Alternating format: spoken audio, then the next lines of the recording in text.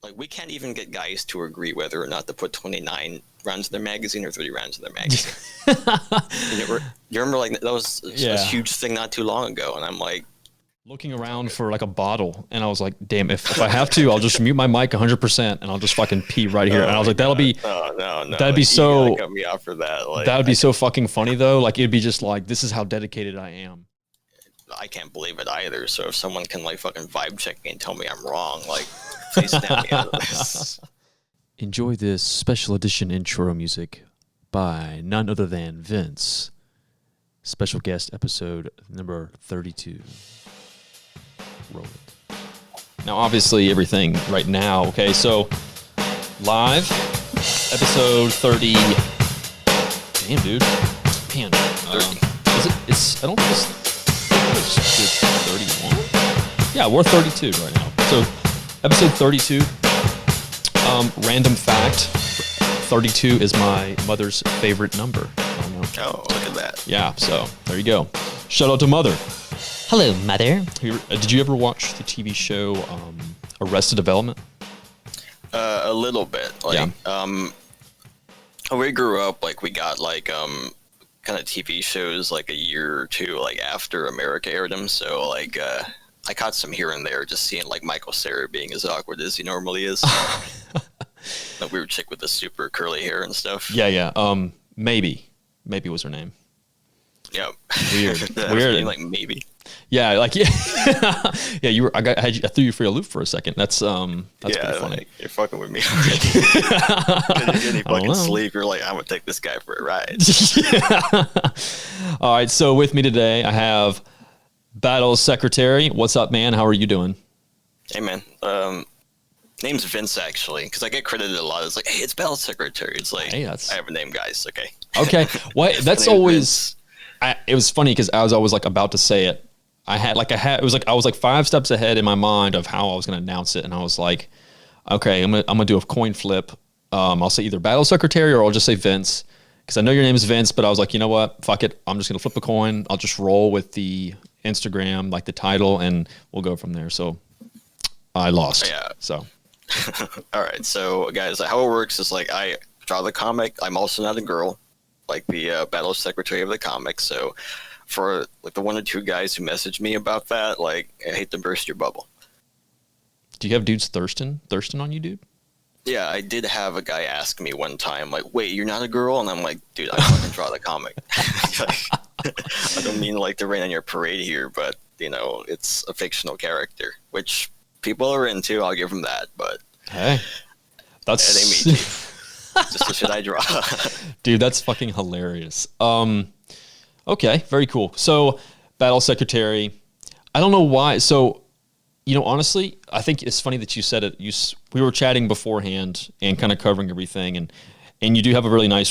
First of all, even though you don't think you are, you're definitely a little hype beast. I'm just kidding, not officially, but like, you know, it's just. I think it's just at this point, you know, it's just kind of like the following what you're doing and everything like that. I think it gets attached to the name, I guess. So I think now it does, yeah. Yeah. But I mean, regardless if you're actually a hype, I mean, like, so we were chatting about this too, and before I go down 5 different rabbit holes and like put a foot in each one. But yeah, so let's talk about you real quick, man. So when you said that when you before you came to America, so where were you beforehand? So I spent most of my life in the Philippines. Okay. So I was born in San Francisco after my parents moved there during martial law in the 80s. Mm-hmm. They shot me out in SF, and when I was 3, I moved back to Manila and lived most of my life there. I only moved to America back in 2012. Okay. Well, how much different is daily life compared from 2000? I mean, like, obviously everything's different now here, and, you know, growing up, getting older, but like, how was that change? Was there a pretty sudden change between the Philippines and moving back? Yeah, it honestly was. Like, I mean, I speak like this because what my mom tells me is she raised me in American media the whole time, which more or less worked out. I'm not saying I had an easy life there just because I was Amerikansky or something, but like, so for a frame of reference here, like in the Philippines, when you go to McDonald's, like, I don't know if it's different now, but back then you're only able to order like 6 nuggets on the single order. when I came to America in 2012, like, and went to McDonald's here for the first time and saw that I could order like fucking 20 of them, a tear ran down my eye, and I was like, God bless America. Pure. I go to fucking Safeway, and there's like the carts are enormous, and there's a cup holder in them. Like, that blew my fucking mind, dude. Yeah, like if you're running like these 4 or 5 hour, schedules of sleep, and you need something to keep your Red Bull in, whether you just pick one up on the way in and pay for it on the way out, or you're bringing your own in to supply so you don't have to buy one, how the hell do they expect you to shop efficiently if you don't have your Red Bull? And how are going to fit like a whole case of that shit if your shopping cart is the size of the one in like the Philippines? Like, you're not going to be able to do that.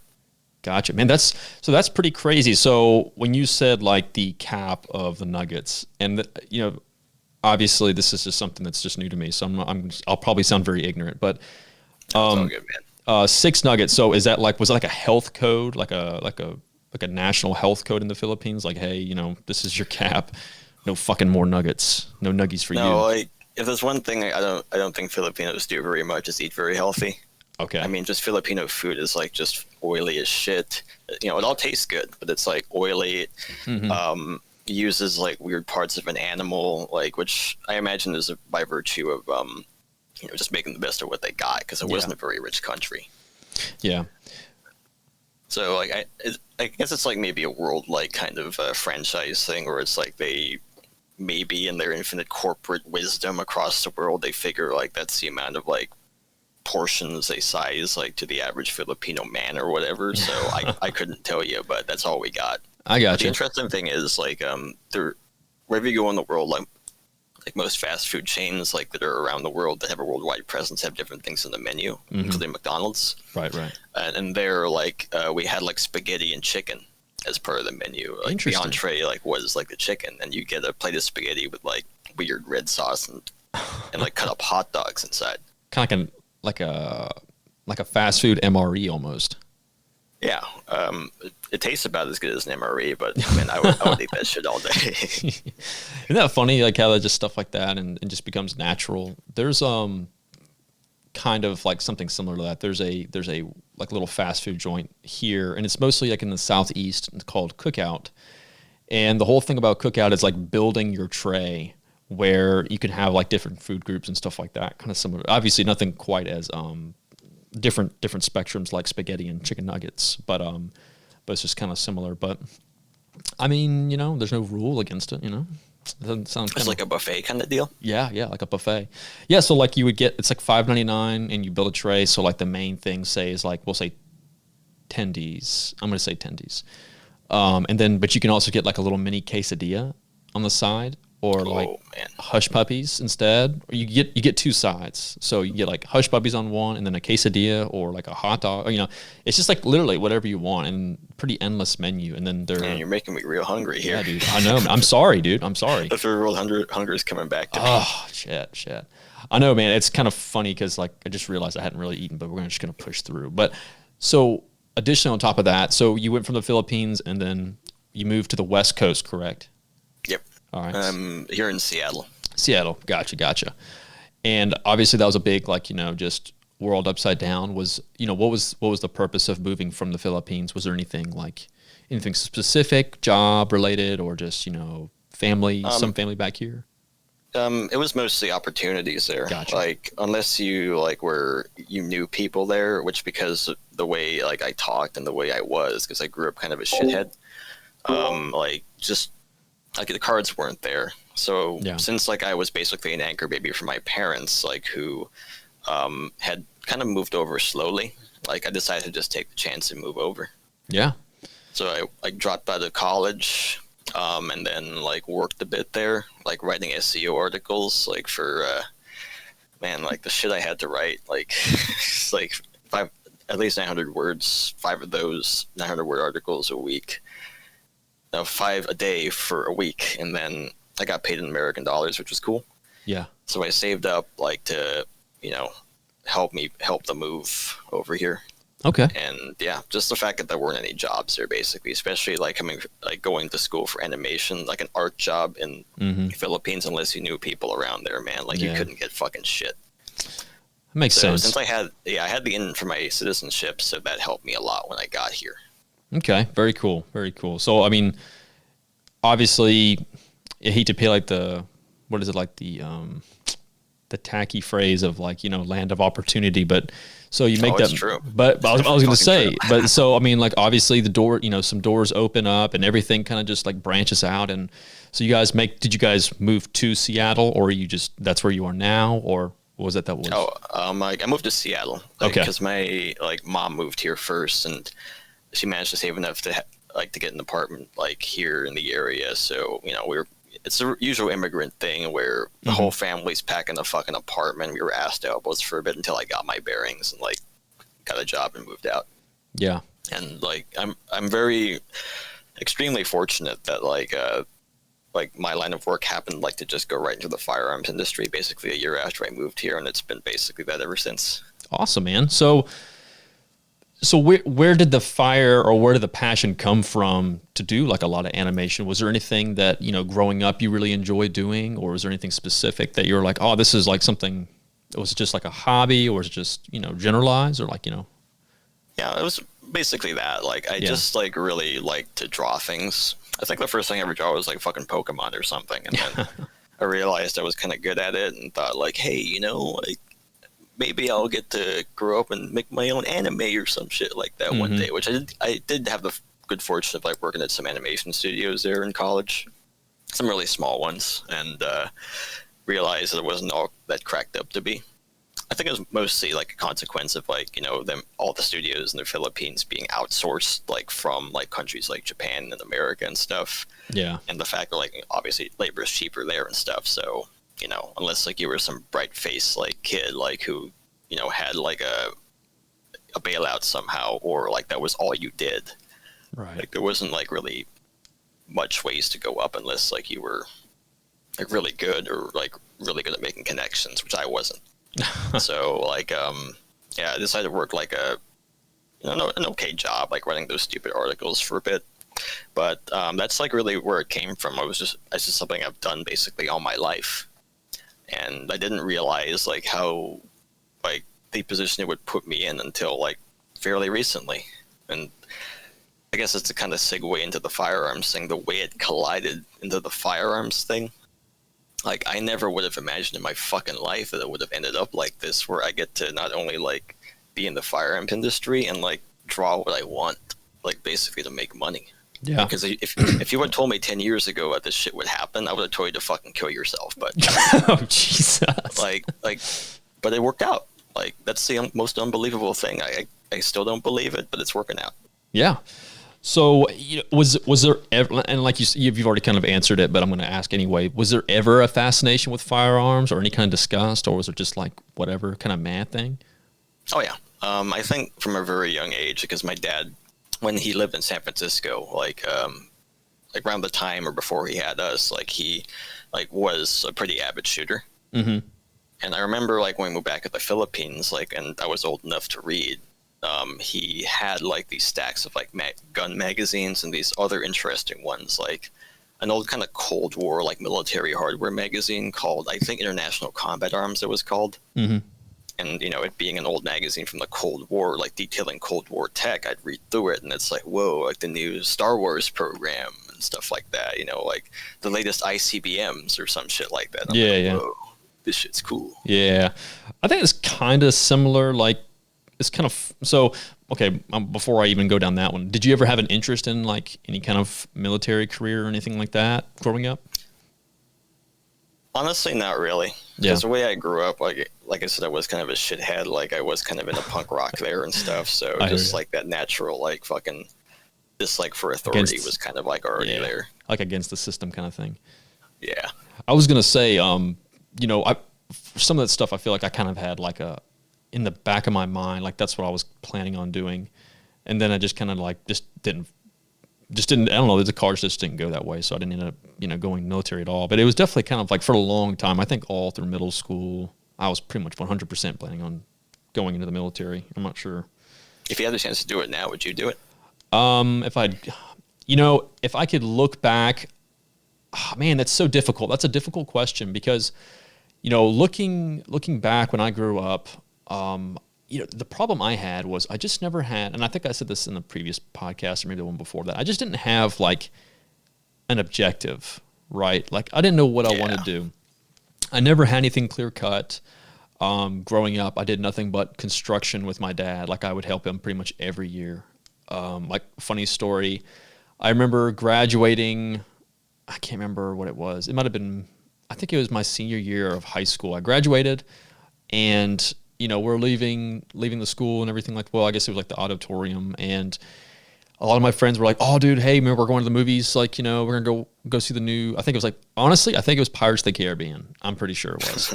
Nice. Like, hey, dude, we're all going to the see Pirates of the Caribbean. You want to come with us? And I was like, "Oh yeah, hell yeah, man! Like, let me just let my get home, change, and then like I get home and like, hey, I'm gonna go with my friends to the Pirates of the Caribbean." And they were like, "No, you're not." Like, what? And it was like, you got to go help your dad. We've got a job we got to finish. So like, I had like this huge disdain for construction. That's all I did growing up. Some stuff I'm actually pretty good at, but so like I knew general contractor kind of thing. Was there a specific kind of thing so he did, or he did a little bit of everything. So he would do general contracting, like anything like from like. At one point he was building houses, and then at some point he was doing like additions and then some remodeling. I mean, like he literally did a lot of it. Okay. My expertise came in whenever we do tile work and stuff like that. I was really good at tiles, and mostly because one, I was really, really accurate on cutting and everything like that. And, if he tells me he wants this measurement, or if he tells me to finish this, then I could, and there was no problems there. Yeah. And he could rely on me. And that was the funny thing was like, that whole mantra of like, hold the flashlight, kind of like that meme is 100% true. It's 100% true. Yeah. But, it was funny because I'd always hear that like, every time I'd either go to school or something like that and he'd have like a part-time worker, he'd be just so frustrated with whoever he was working with because, just shitty, people in construction, are just, the labor force there can be hit or miss at times. Yeah. It's so weird that whenever you try and call a contractor to go do something to like half the time, like they just like don't show up or whatever. Right. And the thing with my dad, I will never talk poorly about the job he did because he always did a great job, and he would go above and beyond on everything, like just top notch. And I know everyone's probably thinking, oh, that's what everyone said. No, he really would. To such a level that it was detrimental to him and the jobs, because he would do whatever it took to, make it 100% and make everyone happy, which maybe that's where some of that aspect comes from. Yeah, it comes from, perfection kind of thing, and making sure it's done 100%. And then if not, then, hey, own your shit and go back and fix it. And, even if you're technically in the right and you're like, I'm kind of, whatever, it's not really my fault. That's not what you said, but, I'll do it, just to keep the waters calm kind of thing. Yeah, he would do it. And, man, it was just, sometimes it was frustrating doing stuff like that. And I know for him, it was always frustrating, but, he just kind of did that a lot, man. And, he just found a lot of the times that he could not rely on anyone to do anything because he couldn't leave him alone. And so he would end up having to do everything himself, which was the part that's detrimental to him and his job, is because he just burned himself out. So like, even now, I think he actually just got out of that, and he's actually looking to go into a different business. I mean, I don't want to say finally. It's kind of like he should have done this already. I kind of had mentioned it to him, but hopefully he's been doing it for so long that it's just like hard for him to get himself out of that mindset, maybe. Yeah, I think it's he has a lot of tools, has a lot of stuff that's set to the side from the business, and then on top of that, I think just it.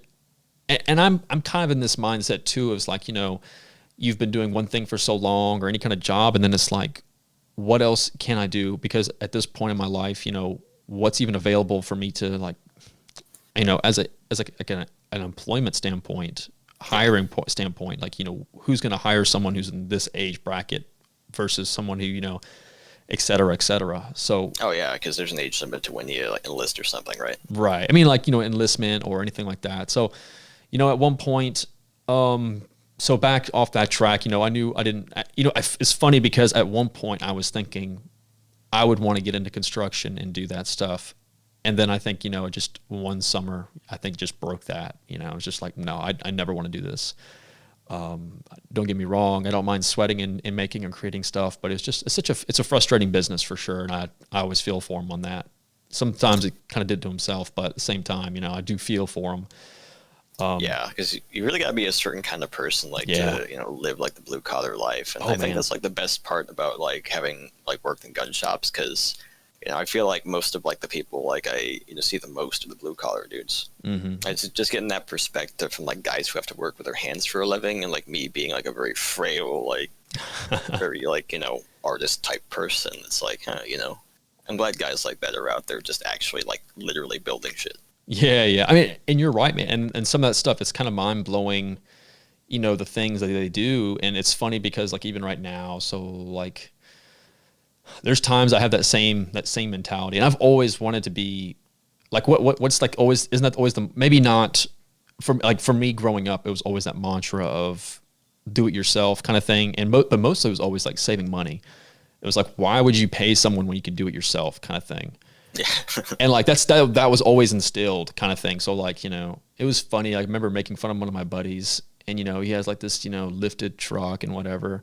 And he's like, I gotta take my truck to get my oil changed. I'm like, wow. I was like, imagine having that truck and then not being able to change your own oil. Well, that's pretty funny. Yeah. And it was just like one of those things. And it was just like, but that was like a thing growing up, for me. It was like, you don't change your own oil, or you don't do this. Like, that's weird.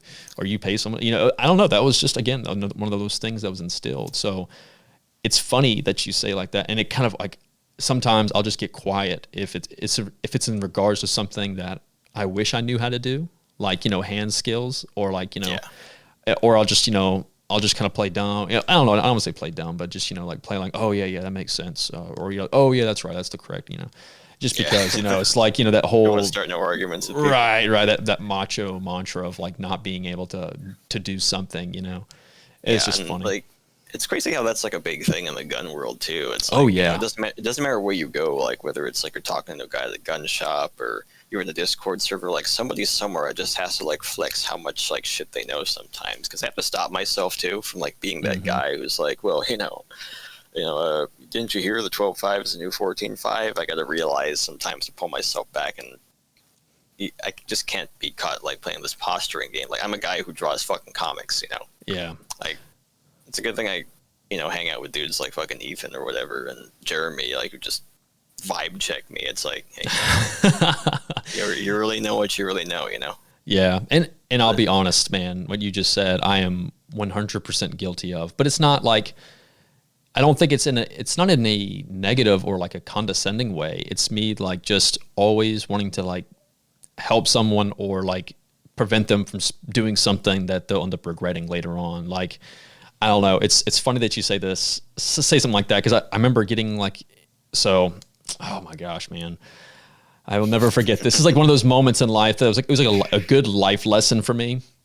And the sad thing is, it wasn't that long ago either. So, if who all was present is listening, they'll know exactly what I'm talking about. I go out to dinner with some friends, and I was on this subreddit, and I think I can't remember what it was in regards to. It was I think it was firearm related.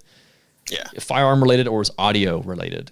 And so I was reading through some stuff, and I see this question this guy asked on like this product, or like this product, like this. I'm pretty sure it was audio related. I'm pretty sure. And so I responded accurately, like, hey, like, this is what you need. This is why you need this way. Like, blah, blah. Very thorough answer. And it was, me responding to a question. And then I had some fucking nerd respond to me. And it was like and like the way he said it was like, one, it pissed me off. So like, well, first of all, you're 100% wrong. He made like a little smart ass comment to me. This little snarky internet guy. Yeah, like, exactly. He took the time to push his glasses up and like stretch his fingers like to type at you. 100%. And like, dude, I don't know what happened, but it just got under my skin. And so while this is all happening, we are literally at like kind of like a pub tavern, and everyone's like, chatting. There's like 6 people there, and I'm sitting here like having this fucking just stupid argument with some fucking nobody on the internet on fucking Reddit. And like afterwards, I became like the butt of the joke for like from that point forward for a while. And it was like dude, like, is that guy okay? Like, he was just sitting there. He looked so pissed off, responding, dealing with it. But I guess the whole point of that was like, I just went too far off, like trying to fact check this dude and fucking vibe check this guy. And at the end of the day, it was like, it's fucking Reddit, So like now I just like, if someone has a question, I normally will just like direct message them. I won't even respond in comments because I don't want to have to deal with that. Cause sometimes I just can't help myself. Like I have to respond. I don't know. I totally get that, man. It's a fault of mine. And then sometimes, I don't know, like sometimes I'll go into detail on certain things and why like you should do this instead of that. And like, but it's always in like an educational or like a helpful way. But sometimes I could see it becoming as like more of like a know-it-all, that's my fault. Yeah. And like, I'm sure it's like the same place where these people come from too. But like, I feel like since there's so many of these people now, especially like since more people are indoors, like that. Oh my gosh. Like that's like no longer a commodity, Yeah.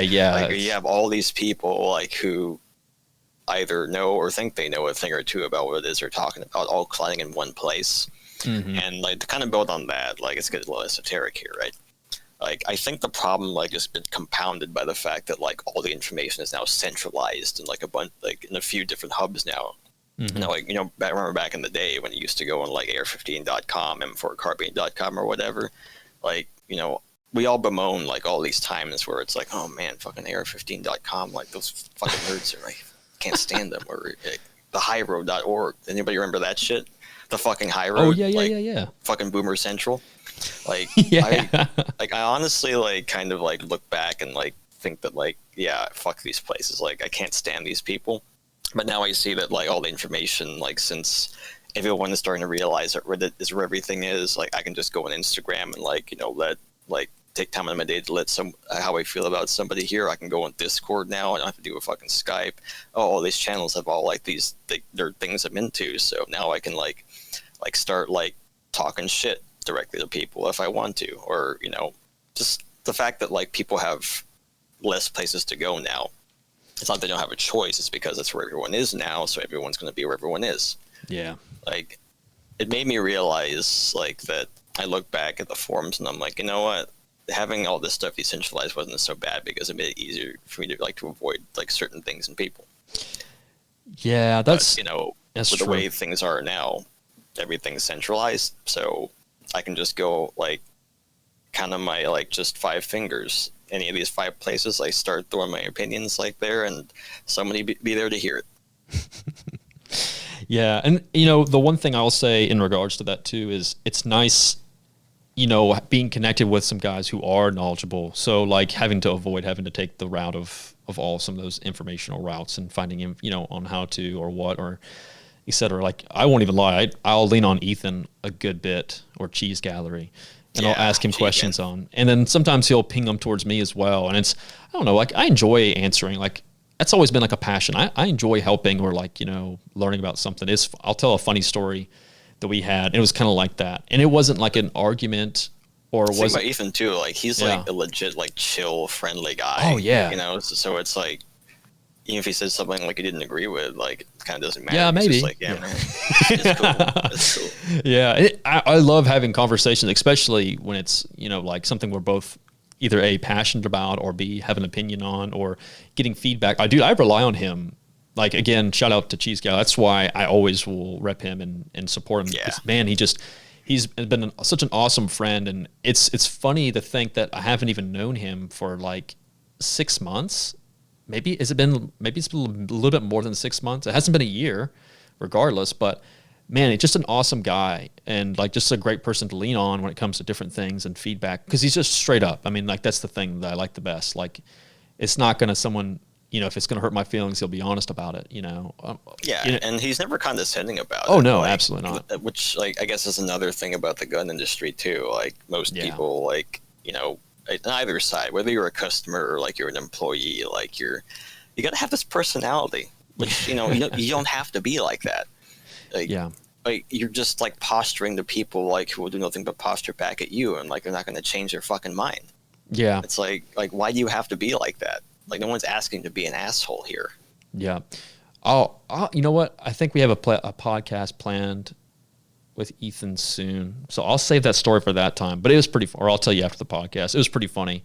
It was in regards to some specs on on a Hodge barrel, and like it was more or less me being like generally very curious, and I didn't understand how it would be operating under this system, and it came to find out it was like either I completely misread or misunderstood what he said, or like I was just like, I went back and I was like, oh shit, that's what, you said that, not this. Like, oh fuck, okay, that makes sense now. So I was sitting here arguing pretty much against myself on something that I was like, I could have swore it was this, and it was, I looked like an ass. Like if we didn't know each other, he's probably thinking, man, fuck this guy, dude. But it was pretty funny because he was like, we were like having, it wasn't really a debate, but I was like more or less like, I don't understand why they would do this if if this is I'll have to find the conversation at some point and just I'll have to read it out. It was pretty funny though. But yes, extremely knowledgeable, great to discuss with, and always someone that we'll always compare results on stuff too. So, and he makes me end up spending more money than I need to. So thanks, Ethan. And the funniest thing too is he's not even like really like, he hasn't actually had the job in the industry before. Like he just like knows these things. Mm-hmm. He knows all the other kind of stuff too, like being like the mountain man. Oh, right, dude. He's out every fucking like morning. Oh man, I am. He's got it, dude.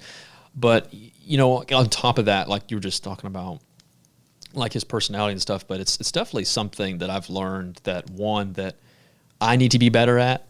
Like like having just the way he kind of is able to respond and react to stuff is just just a great mannerisms and great way to handle situations instead of flying off the edge. And like that to me is such an awesome attribute, and I'm jealous of him. Yeah, we should put this in the title, like a tribute to yeah, tribute. Yeah. Oh man. So before I fangirl over him more than I already have, but yeah, man. And so like just discussing that and like having these mannerisms, this mantra, and like I agree. Like, and that's something I think in the firearm industry that's missing, and maybe it's getting better. And I can tell you that on the East Coast, it kind of isn't like, I think on my side, like where I view things and what I see more on a daily, other than like following certain personalities or groups that have this similar outlook, but like in general.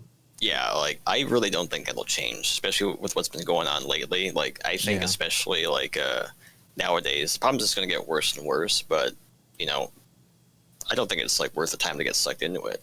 Yeah. So like, there's always a silver lining, right? It's like, I know it's probably not going to get better.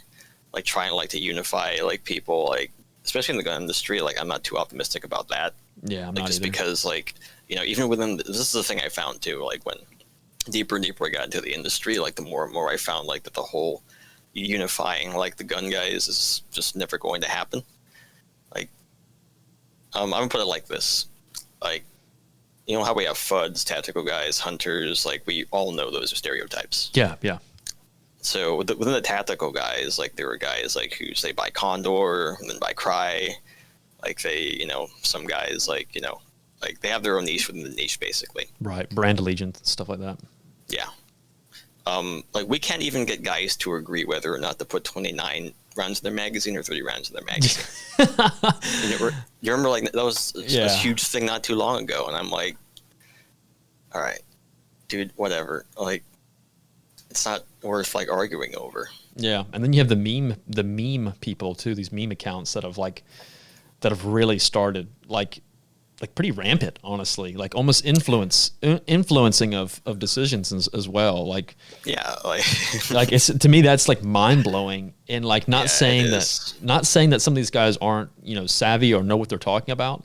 But I do know that there's been times I've looked at some guys who have a pretty immense sized following and they don't know what the fuck they're talking about.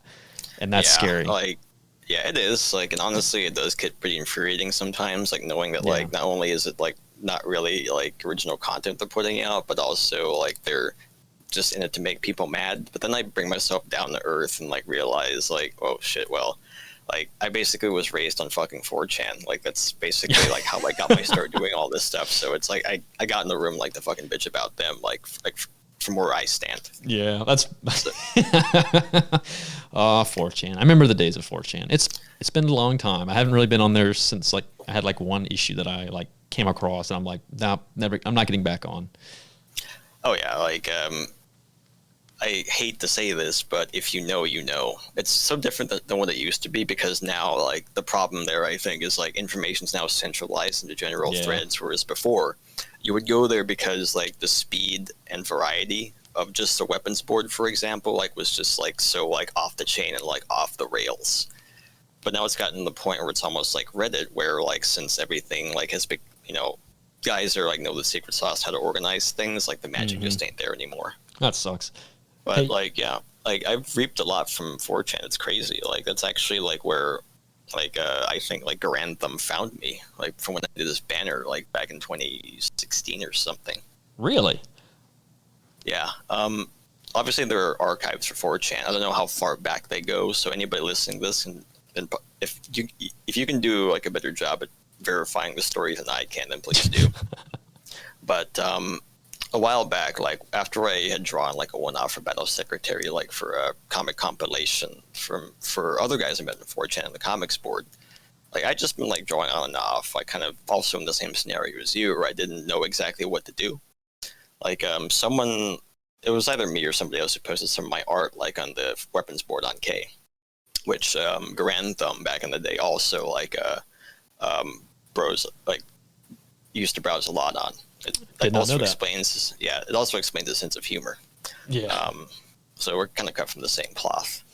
So how I think it went down is like I think like he asked who made the piece because everyone doesn't have a username there. Like you post as an anonymous guy. Right. Like I think he found it and someone like reached out to me that he asked like who made this and someone like tried to reach me about it on 4chan. And I was like, yeah, cool. And we start emailing each other. Like some things happened, like some things didn't, but like the banner was basically made like because like he found me and wanted me to draw it. I did not know I that. think it's still up.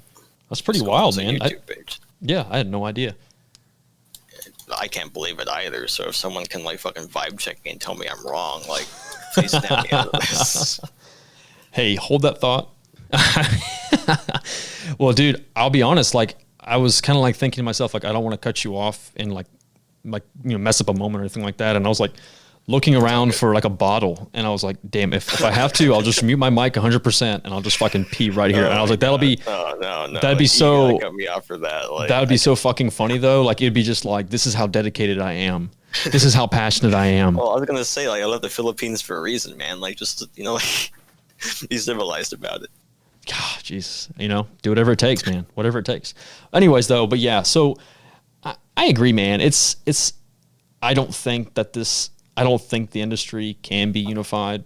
I think there's some semblance of it. You'll see it occasionally, but even like with laws, and even like with stuff on like, and I'll say I don't want to say the word assault, but I'll say it assault, like the assault on like your rights, dude. On 2A rights, even people then are still like can't agree on like any of it. It's like it's just saddening, I guess is the best way to put it. Yeah, it is, but like I didn't mean to make that sound like so negative either, because like Yeah. like this is all I'll say because I don't want to get too political either. But you know how wars are going nowadays; they're all asymmetrical. So I think Yeah. the fact that like we're so splintered and so divided, like might like could actually like help us in a way. Like you couldn't like make up like so many of these. Like if you had everything centralized in one place, it also just means that like, oh well, Echo chamber. there's one place to find them. And we'll Yeah. go get that one place. That's true. I just think on some of the stuff and like I think on some general viewership, I think it should be a unified front, and I think it would there'd be less issues, but or maybe not. I don't think it would really matter in some ways, but it'd be nice to have like a good like overall thing. But at the same time, this is kind of like my whole outlook on politics, and I'm right there with you. I won't get into politics. I always try to avoid it to the degree unless it's like direct in regards to like firearms, something like that, or like response. Yeah.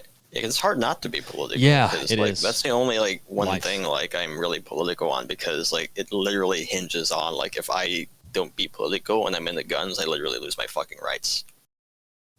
Yeah, and I think that stuff like that is just so infuriating, especially when a lot of the times it comes from people who are more naive or uneducated on stuff, and then they vote off of reaction and feels, right? So, and that's the part that I think kind of sucks. Like that's the kind of like the mantra you try to help and kind of educate folks, but I just wish in some aspects we could all be on one uniform front on some piece and topics, especially within firearms. But you're right, though.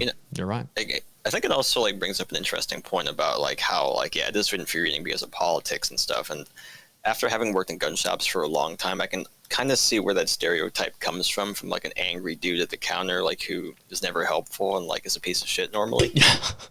Like having worked that like basically most of my life here, like behind the fucking gun counter, like it's easy to see like why like you'd be angry because there's so much like just coming at you. Like you have to do customer service, like any like most retail jobs like fucking suck, right? Right. Like you have to deal with all this bullshit paperwork. Like 4473s. Yeah, you have to know all these arbitrary things, like not only in the back of the 4473, which pro tip, if you ever like hung up on federal gun laws, like most of the key points are on the last 3 pages. Yep. You have to deal with state laws. Like you have to deal with like, waiting on the line for NICS. Like sometimes you're on the phone for an hour. If you're on the computer, like, well, fucking e-check goes down like fucking all the time, especially nowadays. And there are new laws getting passed every minute. Like you're just coming at being assaulted from every fucking angle. Like why the hell wouldn't you be mad? Yeah, so it's definitely frustrating. So if y'all there ever get like an asshole of a gun shop guy, especially nowadays, like just like be kind to him. Like honestly, like just give the guy a break because there's a reason why the way he is. The same reasons he's making like these things are making you mad. So I will say from my background, I have worked at gun shops before too, so I know all the systems, 4473s, and I'm back from the day where they didn't even have digital 4473s. It was all via paper, and you had to do everything in a certain pen color. Like you were limited based on the pen color. I think it had to be black ink pen, nothing else. No blue, no red, no nothing else. It had to be black ink. Yeah, everything numerically had to be done exactly the same. For some reason, it's at both gun shops. Both gun shops I worked at had to be the same exact way.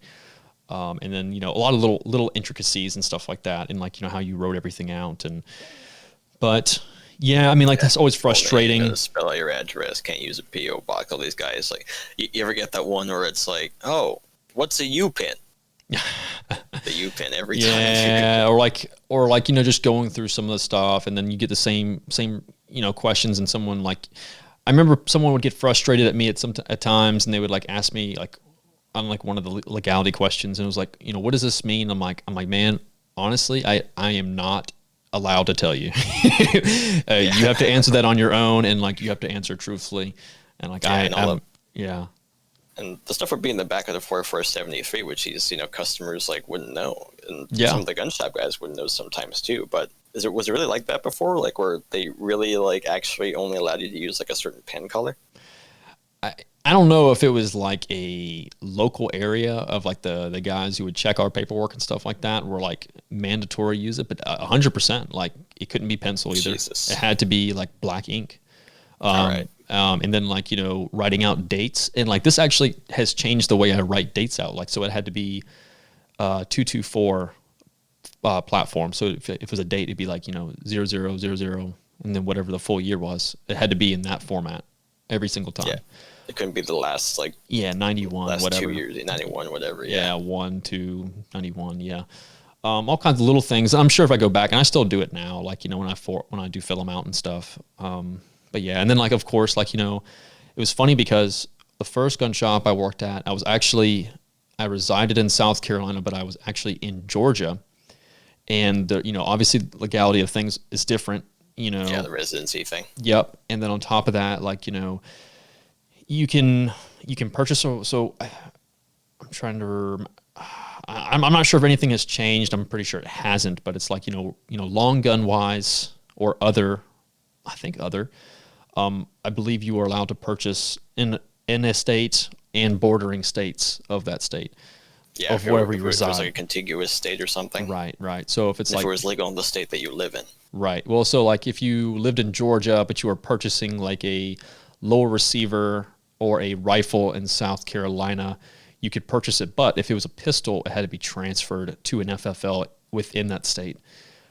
So Oh, okay. Yeah, I don't know so- if things changed like recently when I started working there, but like you couldn't buy like lowers like across state lines too because you had to be 21 to buy them. yeah, Because well, I think the ATF wouldn't know Right. if you were buying a pistol or a rifle because you were buying a receiver for it. yeah. So I think, man, it's been such a long time. I don't think there was even a other. Well, no, I think there was an other option.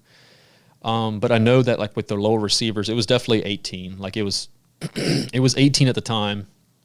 And like, pistol braces weren't even really a thing because I think during that time they were still, pistol braces had to be mounted to your forearm still. Like they couldn't be put to your shoulder, quote unquote, technically not Yeah. my legal advice. But that was one thing that wasn't even really a thing then. And I don't know, like, I think the most frustrating thing for some people was always like,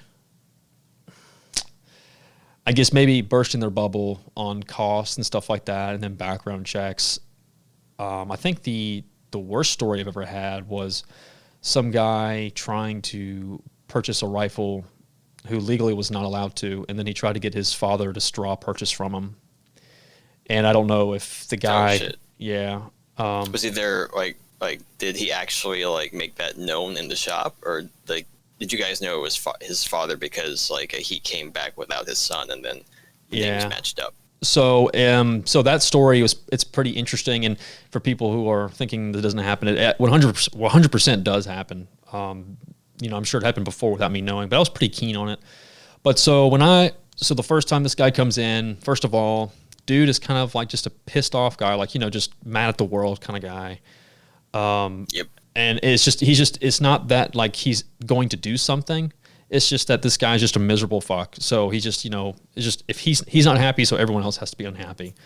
He had called in prior wonderful guy. looking for a Thompson 270 in this one certain camouflage. I literally still remember it, like Thompson center rifle. This is when they had just come out with those bolt action rifles in like this Mossy Oak Infinity or some shit like that. I don't know. Yeah. It was like it's a pretty expensive bolt action because I guess it was like one of the special editions that they basically were making you overpay like $300 for trash. But he comes in, he does it, fills all the paperwork out. I had already set it aside for him, and paperwork actually was denied. That was like I think it may have been like the first or second time I'd actually had someone who was actually straight up just denied. And I was like, I didn't even know how to like. I was like, man, the only thing I think of was like, man, I'm dreading having to tell this guy, you got denied. Yeah, it's never easy doing Yeah. because it doesn't happen like very often. I don't Yeah. think most people realize like that like the denials like don't really come back all that often because I can Yeah. remember like maybe 3 off the top of my head that I ever did working like 7 years at a gun shows. Yeah. And so, I mean, like most of the time I'll get like a delayed and then a denied, but I think I've only had like a straight up denied like twice, but he was like, what? That's bullshit. And I was like, you're denied, man. I'm sorry. I was like, and he's like, well, I'm just gonna go to another store.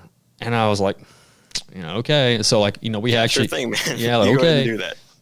Funny enough, we knew everybody in the local areas, and then we could just contact them and say, hey, just, FYI, this guy was purchasing this rifle under this name and was denied, blah, blah, blah. Just so you were aware, and just leave it like that. It turns out the guy had been dishonorably discharged in the military for reasons, that were pretty bad. Like, so he didn't need to have a firearm, or maybe he shouldn't be allowed to purchase them. He's just he's like I said, this dude was just miserable, just a kind of an ass. I think that's the reason why I almost didn't want him to have it, just because I was just like, yeah, you spiteful bitch.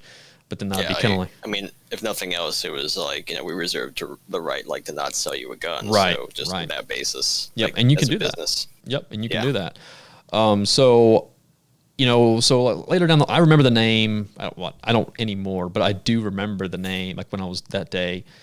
And sure enough, another guy comes in, asks for the same exact rifle, elderly guy. I'm like, okay, yeah, he wanted to look at it. But the funny thing was, he didn't even say anything about it. Like he knew I had it, so like was like red flag went off. Then he was like, nope, I don't need to see it. Red flag number 2. And then I was like, oh, okay. So I was like, well, let me go and see your driver's license. and gets all of his stuff out and same last name. And I was like, come on now. So I was like, I'll give me 1 second. I'll be right back. And then so like, locked up, walk behind and tell my manager. And he didn't even want to back me up, which the funny thing was, he kind of like was just focusing on getting the sale of a gun. And I was like, man, this is the same guy that we deny. Like, this is the... All right, buddy. Like, it's your name on the FFL. Like, Yep. You want to fuck that up and get your license pulled, you can go ahead and Right, do that, dude. And so that's why I was like, man, I was like, this is 100% the same guy. I was like, it was literally the same gun. Like, I was just giving him every reason. Like, and I think he knew if it came down to that, I would just take it the next notch up, and I would make sure, like, stuff like this, I just can't stand shit like this. Like, hey, if you get your stuff fixed and you are legally allowed to own that gun again or whatever, I don't want anything on my back. I can't have that on my conscience, if something was to happen. And sure enough, I think that's the important part too. Like, it's not your name in the FFL, so right. Since like you're an employee of this guy, like you have to make that decision. Like, yeah. It sucks that you have to tell some guy you can't get a gun, but at the same time, like, it's not your name on the license. Right. So Whether you realize it or not, you're looking out like for like the guy whose name is on the FFL, which I don't think many people realize how big of a deal that can be. Oh yeah. And if something happens or gets leaked or anything like that, I can only imagine. But he was like, well, if you're really so up about this and you make that final call, then you can. And I said, okay. Well, I was like, I'm gonna deny the guy. I'm not gonna sell it to him. And he was like, okay. I could tell he was pretty pissed off about it. But 100% was the same guy. The guy called the first guy who was denied. He called me like a couple days later and asked about the rifle again, and then like blessed me out over the phone, and I just hung up on him.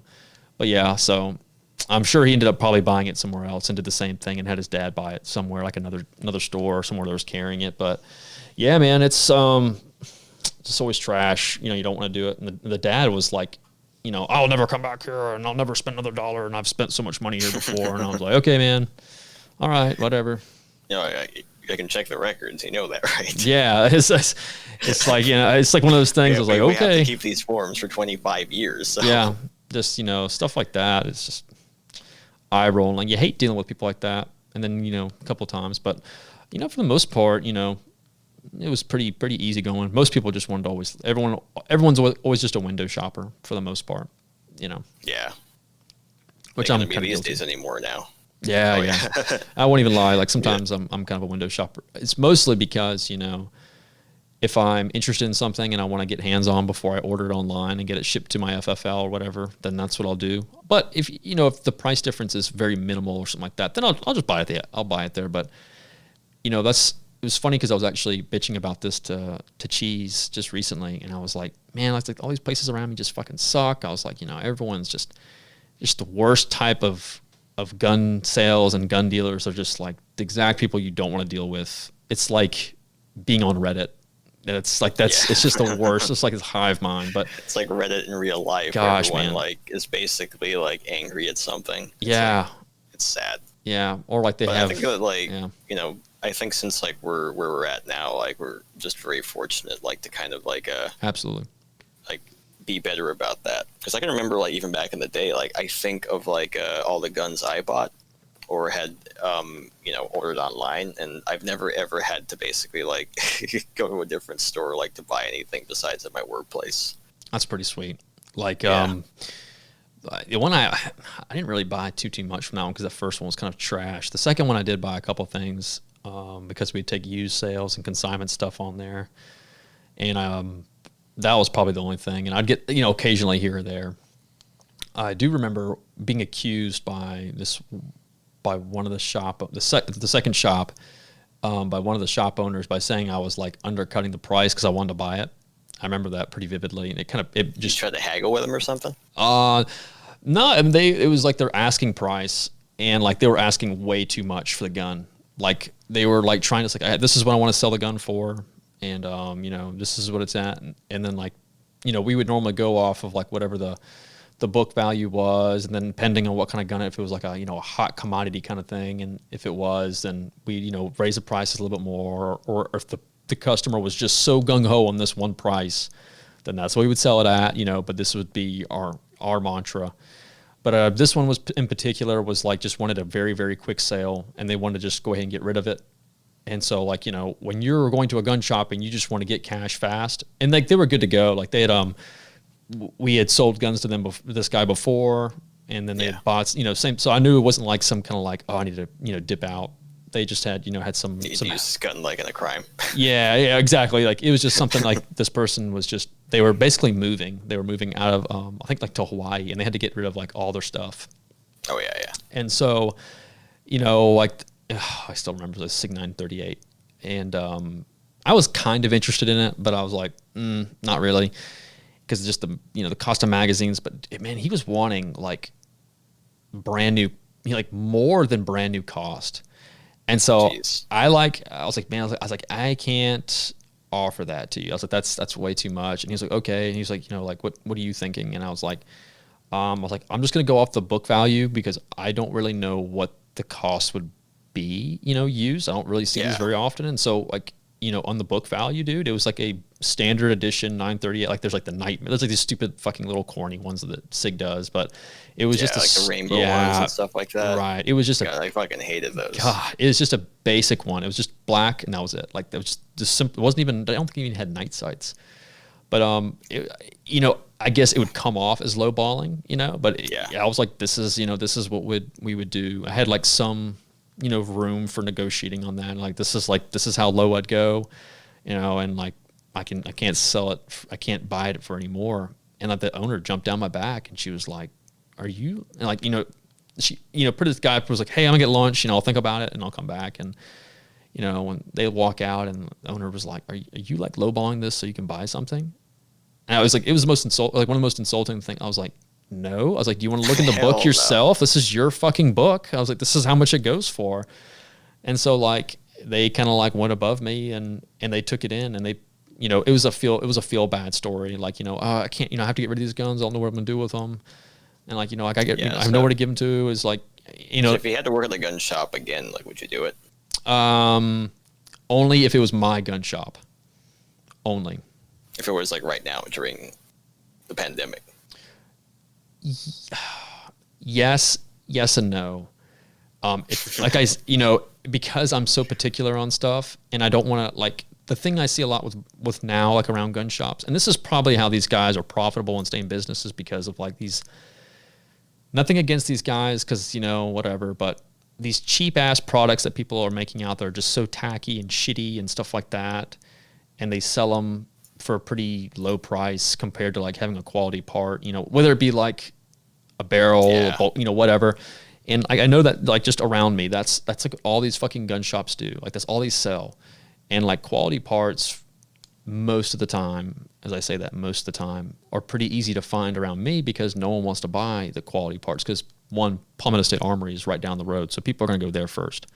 But so I mean, like, but even there, like, they used to be a pretty good, like, even though like the PSA like itself, but like they'd always have a really good accessory, but I just fucking hate PSA for another reason. But like if I was to do it, I would open it up, and it'd be like such a regimented like type of inventory that it would only specify to like shit that I like. So, it'd be more curated at least. Yeah. Like, if I didn't like want a brand in my shop, but I knew they made good stuff, and I'd probably carry them anyway. Like, no, and I'm down for that, but it's just like, the Timber Creek kind of stuff, like some stuff that I just see is just like, I don't know. Bear Creek Arsenal. Yeah, exactly. Like, not calling anyone specifically out, because in case you want to sponsor the podcast, I'm just kidding. I wouldn't do it. But it's just like one of those things. Sponsorships, baby. Yeah, but it's just like one of those things. It's just like, and these gun shops always lead them towards that. Well, most of them at least, and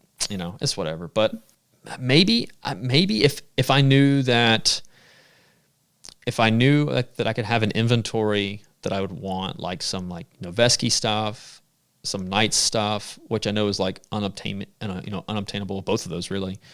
And some for sure, and some Colt, and like I said, anything that I enjoy, like it would be just a nice, spread out thing. So maybe like some more clone oriented stuff, some more, high end quality stuff that, generally you have to find online, and just being able to offer like a specific market that for me around me is just not available. Yeah, honestly, that's probably how I do it too. And like, I'm very fortunate to be in that position now, like where I work for a place like that as a day job.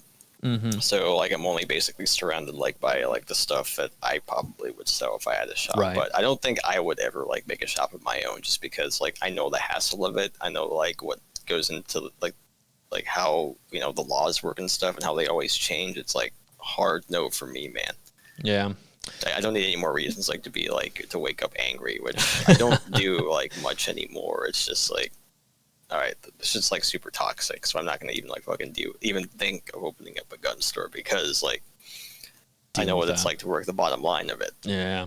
So I mean, like in some aspects, like I think it'd be cool to offer that where it's not really available. And like I know what would happen, people would come in and be like, oh, that guy's shit's so expensive, blah, blah, blah. Not necessarily because I'm not price gouging, but like just because like, well, why would I buy this? Why would I buy this Noveske gun when I can go down? PSA is yeah, exactly. Just as good. Yeah, and so I know what happens. I've heard it happen, and stuff like that. So I just know that would be an issue. So it would take a specific clientele, and if that was available, and maybe it is, because like I said, there's really, honest to God, there's no one here that kind of hits the checkbox on a lot of that, So, oh, maybe so. I think it'd be fun. Maybe not fun. Maybe I don't know. We'll see. If you had like globs of money, it'd be a good like kind of sidekick. I think so. Yeah. I know Portside was telling me that I need to do it because just like I was saying, like there's no one around me, and like being able to offer that kind of commodity. And like having like-minded individuals and being able to spread out more, at least in here, maybe it helps change some mindsets, But it'd be so niche. I think that'd be the problem. But hey, you never know.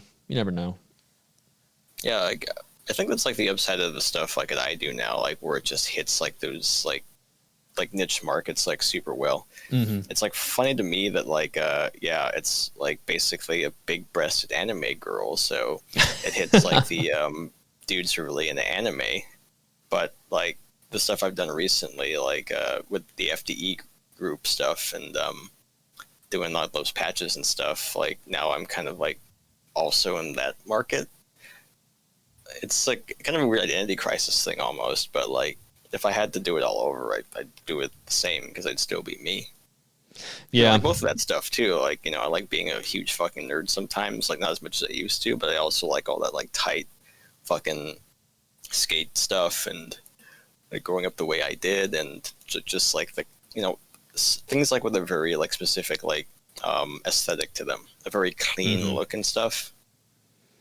Which I think there's a huge like kind of thing about the gun stuff that I don't like. It's all like cringy, like Punisher skulls and like the 3%er stuff, and which honestly like is like not the worst, because like some of that stuff is supposed to have meaning, like the 3% stuff and like the 1776 stuff, like that's supposed to mean something, but it's been cheapened so much. The only guys who like make that work are Sons of Liberty, because they actually make good shit, and the guys who run the place actually take the time like to go out and like straight like do the whole political thing. Yeah, it's the only people I know who can like just make that 1776 like just justify the meaning it's supposed to have. Yeah, and I 100% agree with you, and I think that's definitely something I notice, at least for me locally. That's why it's just difficult for me to go to most gun shops, is because of that. But additionally, as I was going to say, is like that same mantra is exactly how I feel about different camos, like different camo patterns. I won't even lie. Oh, yeah. And I get mocked about it. I don't care. That's how I feel about it. I talked about it with Kilo Tactical some. Talked about it with Paraz as well. All right. So do you like wear any camo clothing on the daily? Because like I'm not usually the kind of guy who would do that, where I'd like wear like camo cries or something like on the daily.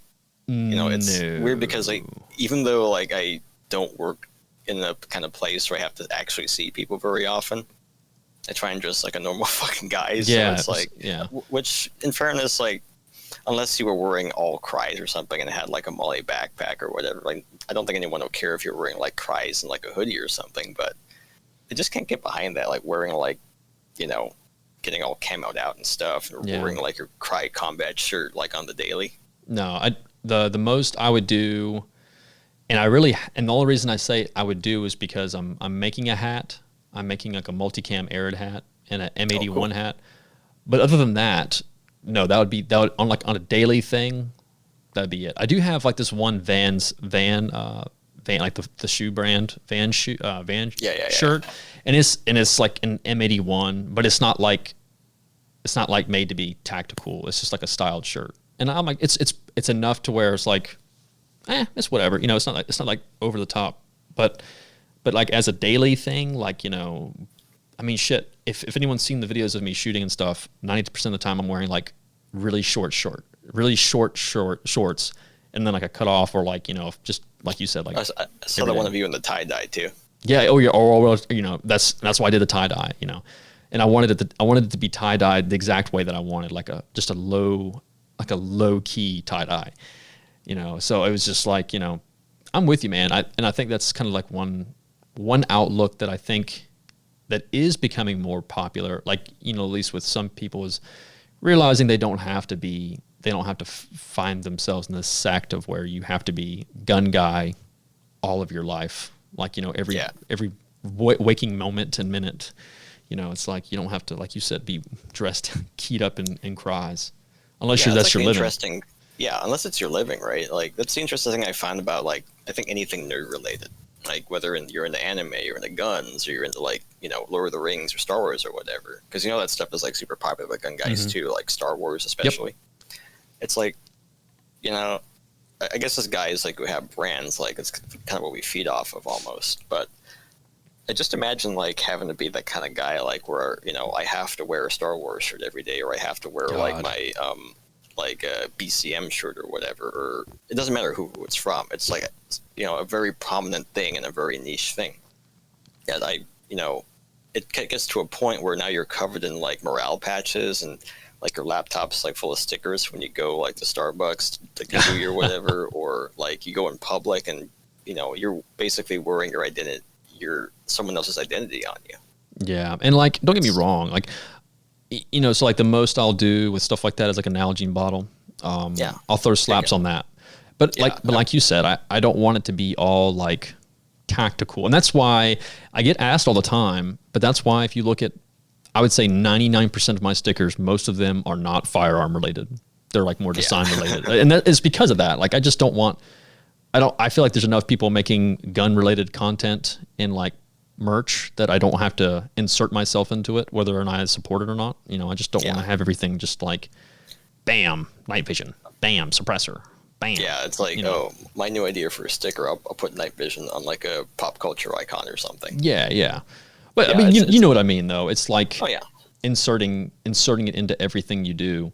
Like, you just don't have to, you know? Yeah, like, that was kind of my point. Like, it's, you know, having a bunch of now, like, slaps in your Nalgene, where it's like covered in it, like, yeah, whatever. I think everybody who does anything does that. But like, when you go wherever you're going, dressed head to toe, like in, you know, your pop culture garb, it's like, you know, it's just very strange to me, I guess. Hype pon. And yeah, and like, you know, like, I'm into like a bunch of brands too, like, and, you know, I do wear like a bunch of like, you know, stuff like your Circuit Craft cap that, you know, we traded that one thing for. You know? Yeah. I'm not going to say what it was. Keep the legend growing. We're never going to tell anybody. So. Yeah, and so, like, you know, that's kind of like a lot of the stylizing and stuff like that I like doing. Like, and like you said, so, dude, we've been chatting about just like all kinds of discussion for like an hour. Let's talk about you some, man. Let's talk a little bit about you. So, before we go off another tangent on some other different outlook on stuff, because I'm finding that you and I are pretty much very, very similar. So I will say one thing. I'm not a big anime guy. That's fine. That's completely fine with me. Like, yeah, but I'm not. Never misunderstand me that I'm completely 100% like a million okay with that. Because that's a whole other rabbit hole you don't want to go down. Yeah. So I assumed you getting on the podcast was you to. No, I'm just kidding. So, but yeah. But you know, the funny thing is, like, it's not that I'm against it. Even though I have made jokes in the past, someone's probably listening is like, "Oh, you motherfucker, you've made it," and I was like, "Yeah, 100% have made jokes but I make fun of everybody, so it's everyone's fair game. But growing up, I think there was some stuff that I would watch that like almost everyone did. Pokemon, obviously. What are the basic stuff? Some stuff that would come like on Adult Swim, like in the 90s. That's kind of almost become popularized now.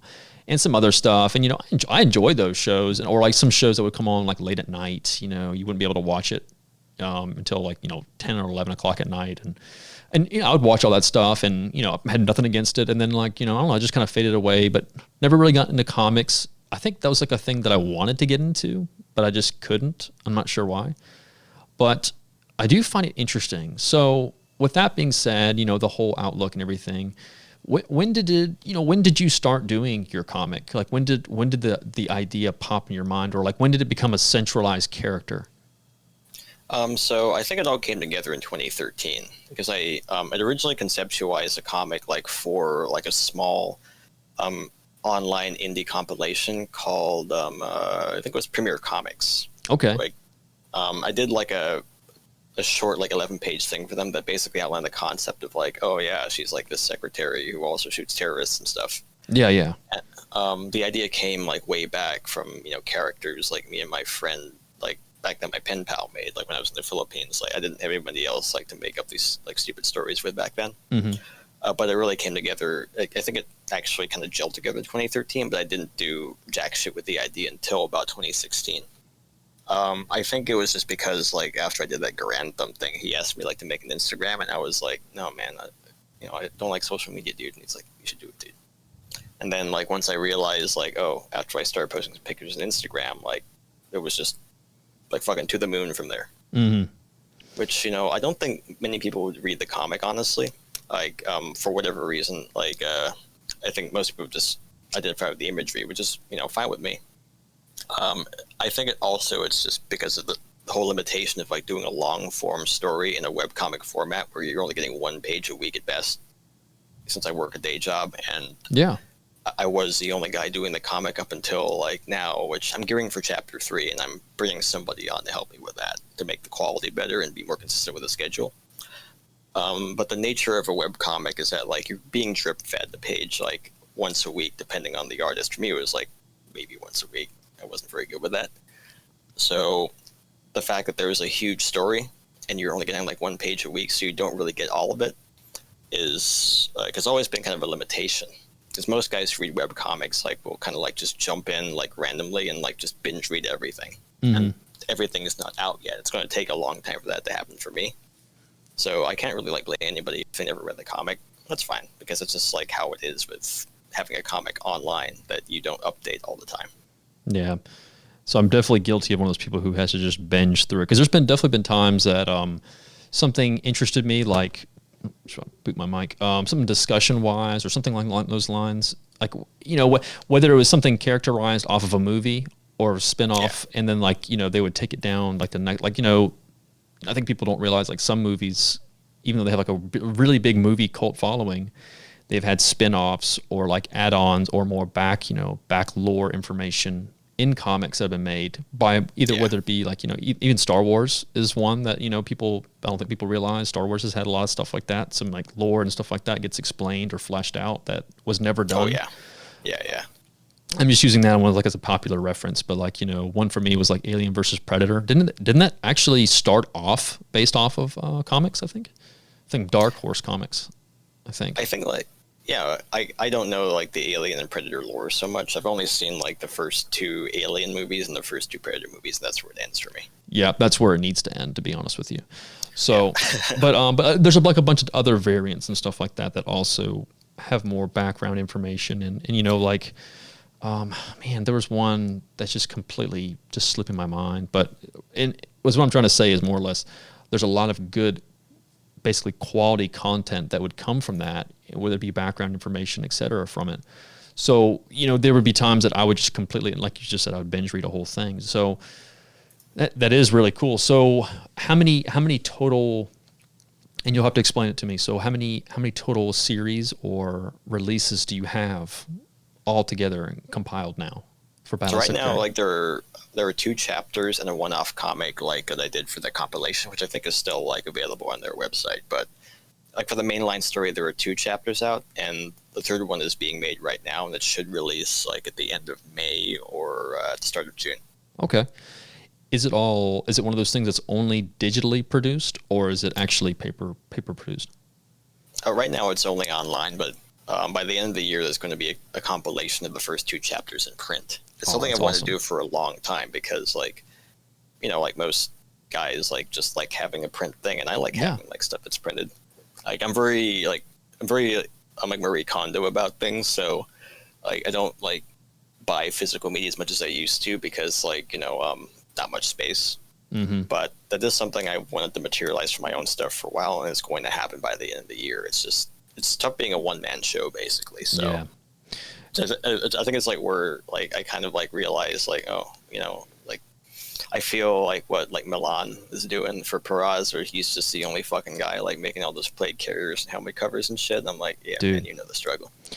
Yep. And it's funny, man. I think people take a lot of that for granted too, especially since I know Milan does that is his full-time gig, but the amount of elements that go into that, there's a lot. Like it takes a lot.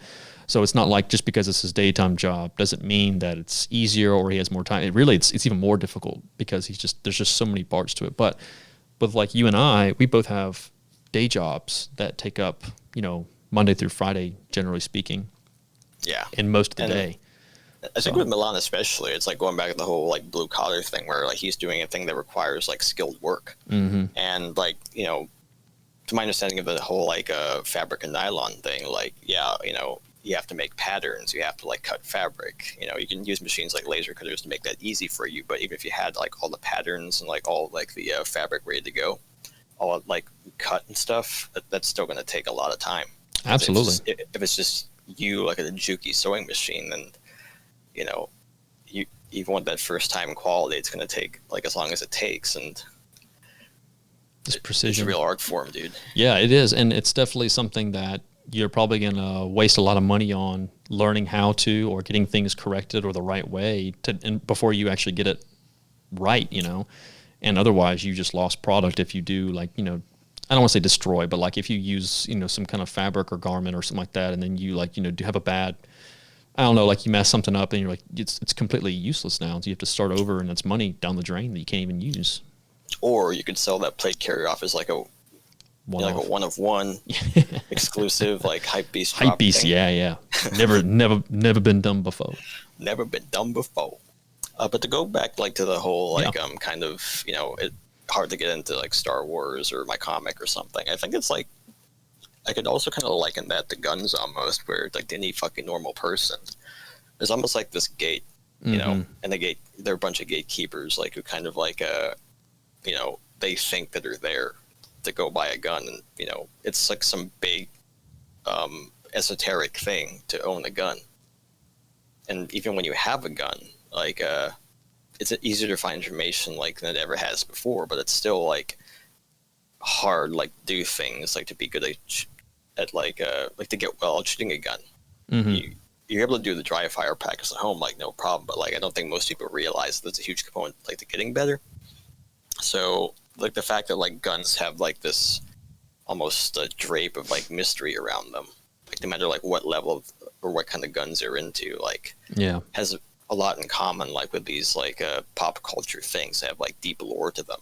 You know how deep like Star Wars lore goes. You know how deep like Lord of the Rings lore goes. God. I just asked Jerry, right? Like he knows all about that. Yeah. So go ahead, man.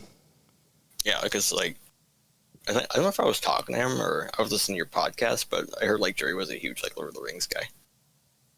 I think so I know that he likes Lord of the Rings. There's someone else who really likes Lord of the Rings as well. Like I know that I'm a big Lord of the Rings fan. Oh, okay. It may have been me, honestly. I know he's a big Star Wars fan.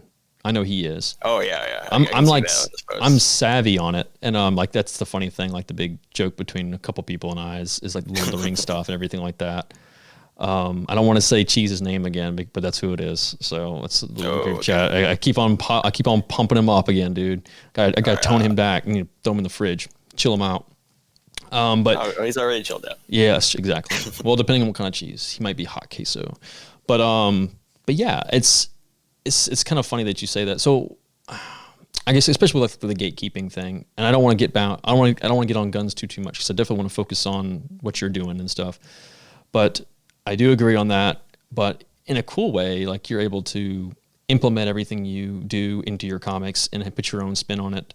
Is that something that you're worried about, having someone else come in to help you and stuff like that to maintain, whether it be quality or just like the same like message or like the same objective?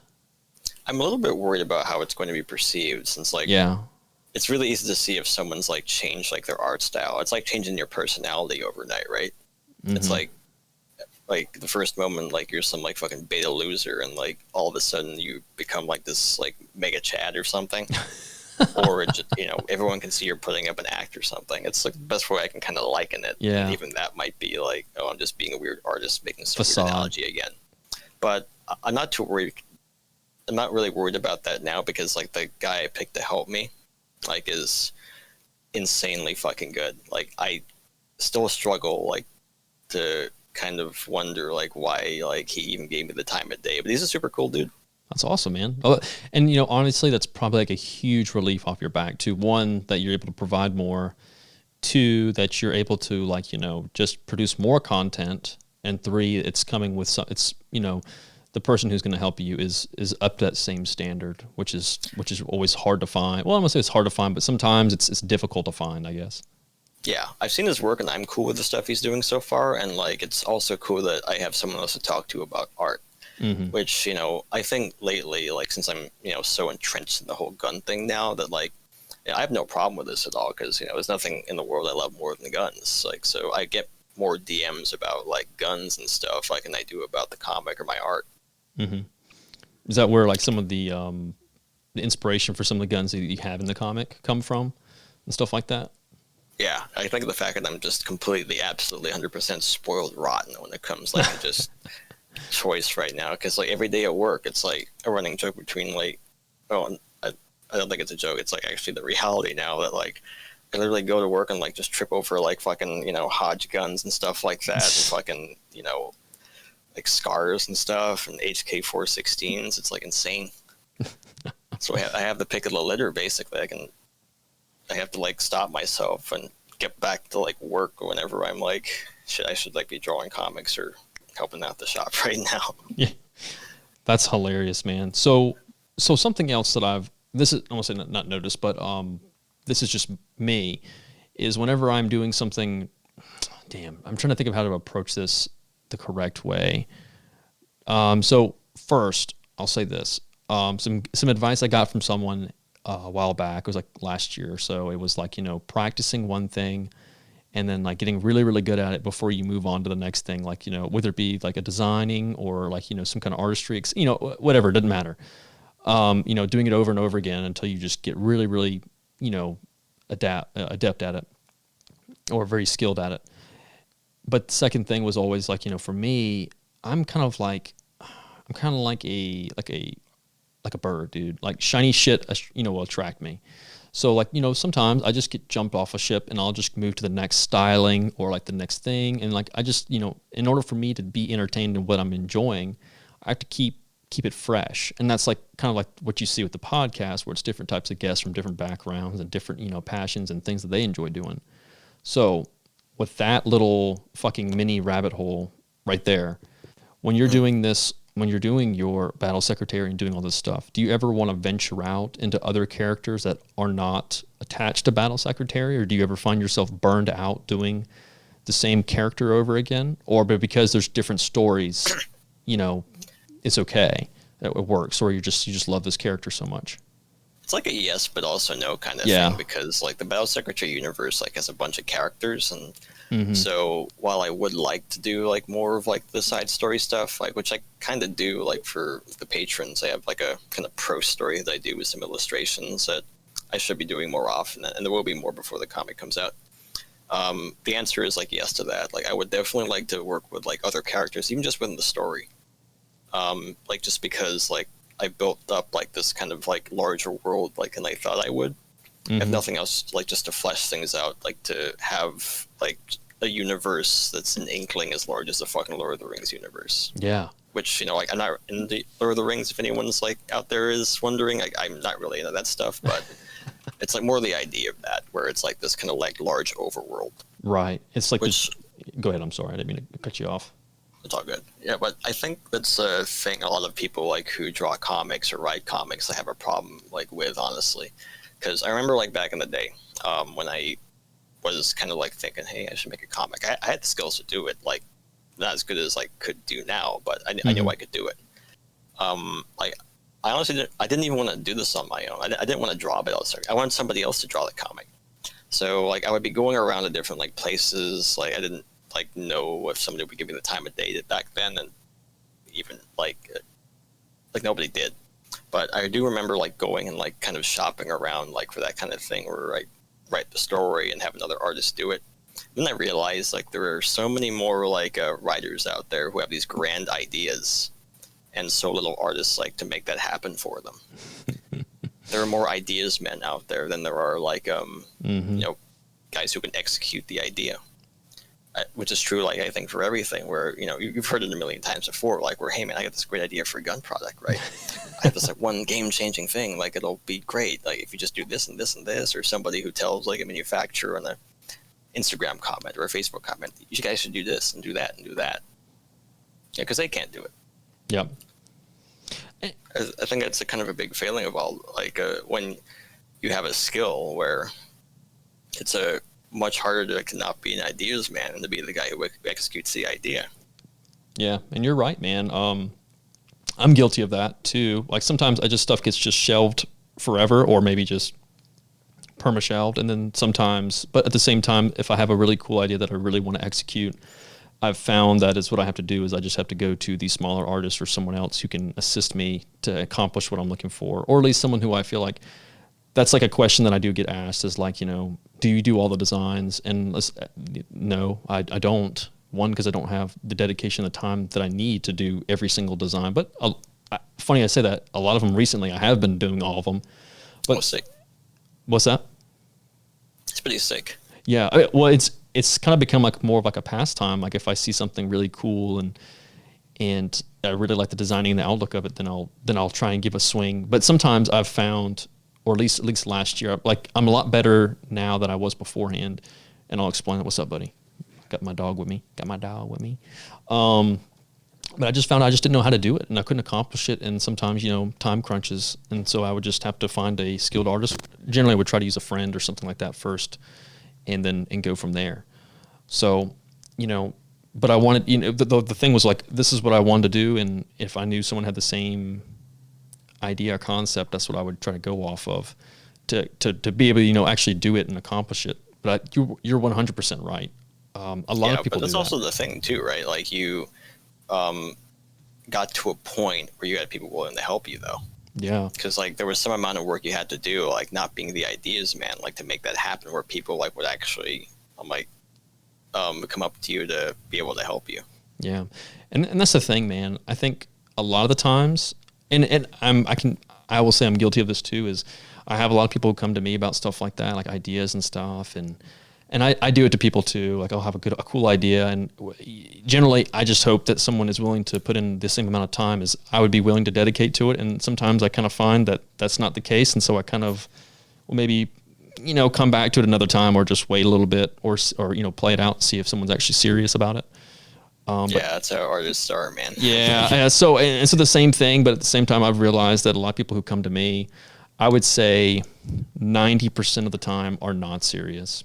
It's just more time wasted, unfortunately. I hate that, that's maybe more so recently it's better, but originally it was always just, I would find myself doing 99% of all the work if it was coming down to it. I'm like, well, I just realized that no one else is as committed to this as I am, which is, I can only imagine. So I get, like you said, that's the artist, I guess, which is funny because, like growing up, I used to draw all the time growing up. I loved drawing when I was growing up.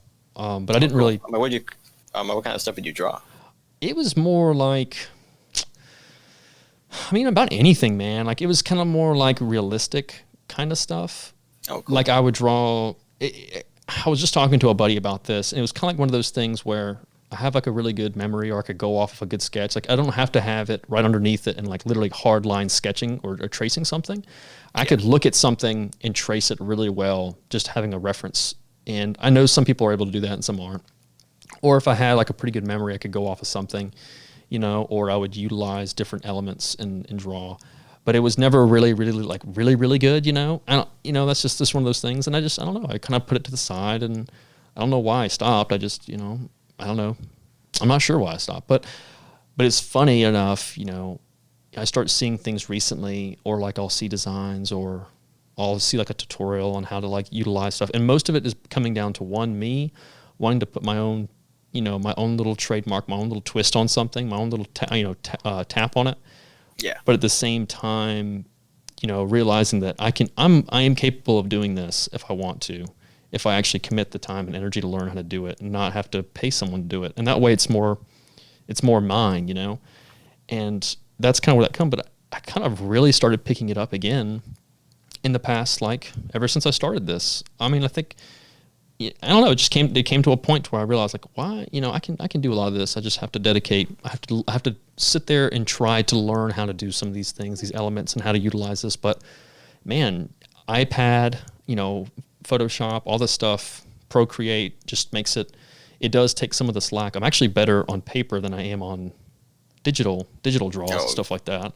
God, I hear you there. Like that's like the biggest like kind of roadblock I feel like with a comic. Like since like I'm kind of an old asshole, so like most of the stuff I do for the comic, like the lion's share of it is done by hand. Mm-hmm. Wow. With like pens and paper, and I don't think people realize that like as far as like a financial barrier for entry, like a pencil and paper literally cost no money. Yeah. Or even just a good paper and pencil. Like, I'll tell you, I will say this. I would say that it officially started when I started getting more serious about it. When Bricks and Mortar sent me some actually like artistic pens. Yeah. So the whole backstory to that, and a lot of people don't even know this, was like when I started off on the podcast, I would do like, I only had like 2 stickers, but I would send them out and I would mail them via just postage in like a envelope. But I think everybody I know like who's getting started like just does that, where it's like I'm a starving artist, bro. Like here's a stamp and like a fucking 100 pack of Office Depot envelopes. So like, you know, that's how it started, right?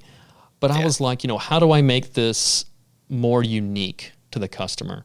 And I remember reading something by another guy I was following. I think it was on my personal page, and I saw him, and he had thanked people, or no, it was something that someone had bought and they'd received from this guy, and it was like a personalized message on his order and stuff like that. And I knew right there, I was like, okay, I can't write people a fucking letter every time they bought a sticker. Yeah. And like, you know, I was like, how, you know, what do I do? What's something I can make or create to, you know, enhance this? And so I would start. It's kind of funny because I am naturally a pretty shy guy. Most people would never know that, but I'm actually like other time. It's kind of like what you were saying. Like, if you would expect me to be in this place, you know, a couple years ago, I would say you're fucking crazy. I would, same thing. But not even that many years ago, like 12 years ago. I mean, 12 months ago. 12 months ago, if you told me this, I'd be like, no way. I would never fucking do that. That's not my personality. But, you know, I would find way, like, you know, how do I engage people and stuff like that? So I went out of my comfort zone and I started doing Instagram lives, and I would pack orders. And I remember watching Corey pack orders, and he would answer questions. And, you know, when you're packing a couple, like, you know, 10 orders of stickers, okay, let's be honest here. You know, what are you going to ask me about fucking stickers that you can do a live for? So I came up with the idea, and this is how some of my original following started, was I would let them decide what I would draw on the craft envelopes. And so I would draw with only a black Sharpie. And it was just because that's all I had, you know, you know, it was just, you know, for me, it was just kind of silly to go out and buy a bunch of Sharpie. And like I said, I don't really draw. And like, sometimes I'd get some silly requests. And like, you know, if whole hive mentality would go for one idea. If I didn't really like it, normally it would come out really shitty on purpose. or something stupid or silly, like really silly, I would do that. And then, but people loved it, man. And it was funny. So like at one point, two people, so ECHT, I think is what his full actual, something like that. ECHT, I think is what it is off the top of my head. But he actually sent me a whole full, like 30 color thing of Sharpies, which I still have and I still use. And I do appreciate that if you're listening. Oh, And sick. yeah, it was really cool. And then Bricks and Mortar sent me like an artistry pen set of some nice, like, fine tip pens that are made for drawing or, Drafting and stuff. exactly for illustration. Yeah. Honestly, I need to get some really nice pencils to do myself and to get back on that so I can do more drawings first. But because I'm getting spoiled on the iPad. But Oh yeah. oh man, it's before I even go, I don't want to say anything before I go down that route and get sidetracked. But I remember doing a couple of watching over some tutorials, learning how to do some strokes and different types of methodology on approach and doing a Oni mask, and that's how it started. And so I just wanted to okay, I can this and I had some that were really bad, but I kept on doing them, and I started getting a little better at them, and then one was like a really nice product, and I actually mailed it to somebody. I don't even know who I sent it to. I sent one of my last drawings of that to somebody, and it was just actual ink, paper, and everything. And that's kind of like where it started it off. And I was like, okay, well, how do I do this on iPad? And that's, I think, the most difficult part is, like I said, drawing on paper is really easy. But dude, being able to get those same elements to put them on iPad and, Photoshop, dude, there's just such a learning curve through it if you've never really utilized it before.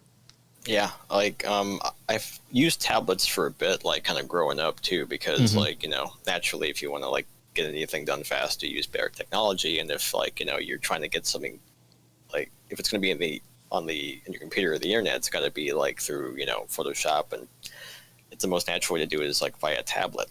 I think it's just because my hand-eye coordination sucks, so I don't know why I'm not around firearms all the time. But I just couldn't get the hang of it, dude. But these are tablets where there's no screen on them. You plug it into a USB port. It's a separate literal slab you have that you look at the screen with your head upright and your hand down there doing something else. But yeah, I definitely feel you there. Where it's always just been easier for me to use a pencil and paper, because of the feedback. Because even the nicest tablet monitors that are just made for that purpose, the iPads seem really super intuitive and easy to use now, but there's just something about them that I can't get behind. I'm going to eventually get a tablet to make that process easier. Yeah. But I'm just really trying hard not to, because I'm just being an old asshole at this point. But I think it's cool that you do that thing on Instagram, where you let the audience have a vote. I remember there was this one time where I was at work, where Chuck Pressburg shows up at the office. I think my boss was trying to sell him a bunch of magazines or something. So obviously they were just shooting the shit for a bit. And he stops by the warehouse where I work, fucking warehouse gang.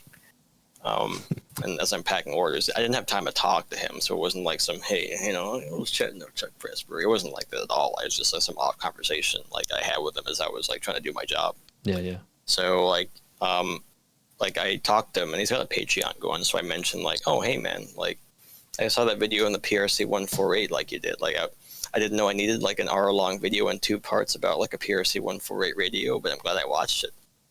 And he explained to me that it was a request from some SWAT guys that I think he thought was weird, but he did the video anyway. And the whole hour-long video where he just talks about a PRC 148 in an hour-long video in 2 parts.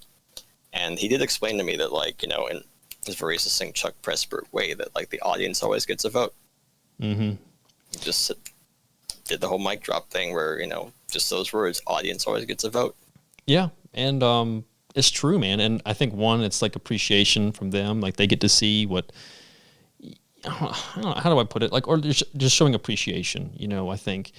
But I know sometimes it can be, I don't want to say the word detrimental, because detrimental is not the right word. But sometimes I just feel I've noticed it maybe can take away the vision, or I get sidetracked, or I'm not satisfied with what is, if it's a a mainline thing. But doing little things and stuff like that is Oh it's yeah, cool. Oh dude, totally. Do you always get do you get asked often about how you should collab with these guys, or you should collab with those guys? Yeah. Do you get asked that very often? I get asked that quite a bit. I also get asked for me to collaborate with somebody, with the person asking. And when I say that, it's, and I'll be honest. So here's my thing, and I'll set the record right now. If I think that what you're doing is really cool, and I like the idea, the message, and you are willing to put in the same amount of effort as I am willing to put in, then I will definitely consider it, and we'll figure something out, and we'll plan it out. That being said, in the same breath, I have found that is 99% of the case not happening. So, but yeah, dude. On top of that, though, sometimes there's not messages, but there's different styles, and even though I really like the style that you create, I know that what I do and what I like doesn't blend well with it. Yeah, right? For sure. And sometimes people, I don't think, understand that. And so, it's like trying to make a square peg a triangle peg. You just can't do it. Someone's going to have to compromise. Thing. If it does happen, it's like a novelty thing that probably won't make you any money. Mm-hmm. And so, just from that perspective, it's like, is it even worth doing at that point? Right. Because I do get asked this a lot too, and I just wanted to see what other people thought of that. People who get asked that a lot. Yeah. And while there are people I have worked with in the past that I thought were tight, like they came to me for it. So I always thought that was what? Why is fucking Varista Lake or FDE Group going to some fucking nerd who draws anime girls? All right, cool, I'll do it. And so this year, I have been kind of just getting more confident and reaching out to other people for some collabs that'll hopefully come out this year. Yeah. But I think basically kind of always taking that advice from random people where oh, I'll definitely collab with this because you guys voted for it. It always felt to me that was somebody else's idea of success. Yeah. It's somebody else's kind of idea of what your business should be, which I'm these guys should get a vote because they're paying for the product, they're big fans, you're worth listening to, but it just can't happen like that, willy-nilly. Yeah, it has to be more natural, and it has to be thought out. It can't just be something just mashed together. Yeah, because it's still your shit. It should still be your vision. Yeah, absolutely. And I think you put it perfectly, 100%. That is 100% the same. I have the same exact concept in mind. And then, sometimes I'll be honest, there's times that I want to get out of my comfort zone and want to try something. But, at the end of the day, if it can't meet up to the par, the quality of what someone else does or what I want, then it's one of those, that's when you have to kind of learn that you're not, what's the word I'm looking for here? You don't want to compromise on something that you're creating too, or your vision. Yeah. Oh, for sure. Very cool. So, we can keep on going these little tangents, dude. Even though I really, really enjoy them. So, I want to talk back to Battle Secretary again. So, the one thing that you had mentioned that creating this universe, this world, and so obviously the main character, Battle Secretary. Let's see here, Kelly. Is that what the name is? Yep. That's her name. Awesome. So, how many characters have you created for this series? Do you know off the top of your head? No, I don't. I mean, no, I think that's really, really cool. I think that's really cool because that way it's become such a thing where off the top of your head you can't even say because it has just grown. How about main characters? How many main characters are there? Or do you know? I think there's 11 of them now. 11 now? One will be introduced formally in this upcoming chapter. Will be a pivotal character from kind of past events. Okay. Is it but it's sorry? Oh no, I'm sorry. I was trying to cut in front of you. Yeah, I think it's a problem with just having so many things going at once, just within a story, and this is a problem I think any writer should take into account, to just not make problems that you don't have time to deal with. Yeah. I think at this point, I'm doing this so well that this is a good problem to have. But at the same time, it's I wouldn't wish this life on anybody else. But yeah. So I think there are 10 current characters and 11 coming up that will hopefully explain some things in the story a little bit, or just make it more complicated until the next chapter comes out. Because, like I said before, the webcomic format, when you're doing a long form story, it's just not going to let itself world like to understand what's going on in the grand scheme of things. Yeah, yeah, and a lot of people utilize that same element in order to build stuff, and that kind of gives you creativity. And I want to say it doesn't give you creative, but gives you like that creative ability to kind of like change paths. Because I mean, like, let's be honest, like everyone's styling and is like formatting and thought process changes over years. So if you want to take the story a different direction, you can on a whim utilizing that. Yeah, and honestly, like that's like the blessing of like not many people actually reading it, because like like whether it's a feeling of the format or a feeling of the story structure, or people aren't interested. Like I can do whatever the fuck I want with it, Mm-hmm. and that's what it's going to be. Because at the end of the day, I do the comic for me. I'm really thankful that like people like are supporting it and stuff. But at the end of the day, this is just like me doing what I want. Yeah. All the stickers and stuff I do on the side, like the side hustle to my side hustle. I'm like, that's just like stuff I want to do and designs I like. That's really, man, that's so cool though, like that you're able to implement it though and then put it to life. Because I mean, at this point, that doesn't even seem like a side gig anymore. That seems more like a passion that other people are able to enjoy. And now I kind of feel bad, dude, because I definitely haven't really taken the time to really go through it. I had looked over it, but no, honestly, it's fine. No, I know, but still, I like being invested, or at least, or being able to keep up and stay up to date. But definitely gonna start doing that, at least because I've been wanting to read and kind of have more something to like slow down with, and that'll be the perfect kind of pace. So something else. So obviously, like you said, a lot of elements get put in from influence, being at work and stuff like that, having like the pick of the litter, firearms and stuff like that. Do you ever? And maybe this is kind of crazy. Is there any issues, or like, do you keep any kind of like, logos or anything like that off firearms? Like, just in case of anyone being pissy about something, or like, having like a Glock or something like that, like a branded style. Oh yeah, like I try and do that. I think it's because like fake brand names are just so funny that I can't like not do them. Mm-hmm. Yeah. So it's like for Glock, like maybe I'll use Block or something. I was just curious, like if anyone had ever like come down to you. I mean, like I can't imagine someone. Well, I guess I can, because it is the firearm industry. But someone saying like, "Hey, cease and desist on using this." Oh, geez, especially Glock. Like Glock will fucking sue the pants off your ass if you're not careful. Yeah, I can only imagine.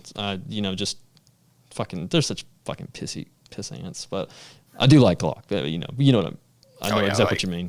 They're just in such we're all still in Team Glock. But yeah, it's like, but you guys are being Glock. Y'all better be careful. Yeah, and that's just funny. So. Oh, man, I'm just like, I feel like there's like so many different angles and stuff you can go to. So obviously you have a bunch of cool guns that you're able to implement. I see a lot of clone guns too. Are you a big clone gun person, or do you like the aesthetic to them? Or I tried, honestly, like unless I somehow make globs of money being an artist, which like won't happen for a long time. Mm-hmm. That's a hard no for me, Chief. I hear you. I think like really like the thing I do like sometimes too, it's like that I'm worried won't get me in trouble, is like I like to like kind of like base characters off like real people. Like so I'm big into music, mm-hmm. So like I think some of the characters are based off of like some like musicians that I like a lot. Okay, and that was gonna be my next question. But the whole thing with the clone guns was just funny, because like for me, it's obviously there's some guns everyone likes cloning and likes the aesthetic and look for, and so like when you see it reused, like. Looking back on video games and stuff like that, when you see those guns, like, oh man, I love that gun, and you'll use it, and then you find out it's really trash in the game, but you still like it. Oh my god, yeah, dude. Like, I think like my only goal for like guns when I got to America, like, was having like the same guns from like Counter-Strike. So after getting like a suppressed AR and a suppressed USP-45, I was like, all right, I'm done. Life is complete. Like, yeah, all I'm gonna buy from now on are fucking ARs and Glocks, because like. There ain't nothing else. I'm done. And I already have the AR, so I got the can for it. That's funny. That's pretty funny. But I like the fact that you do implement them in something to design, and being able to have them in this, and like kind of like being able to really use them, even if it's not in a video game or in person or something like that. But being able to put them into like the comic, I think is just really cool. That's kind of like something that's kind of more unique, where you'll see kind of like some shitty knockoffs of a gun, or you'll just see some made up gun or something like that, or just generic shit. You know what I mean? But that's I like that, because I know I've seen a couple designs of some guns, and like have you ever done a 4.16 in one? Not yet, but that's coming. Like, I gotta have Jeez, one in man. there because a thing I like a lot, like from an aesthetic standpoint, is like just European operators. Yeah.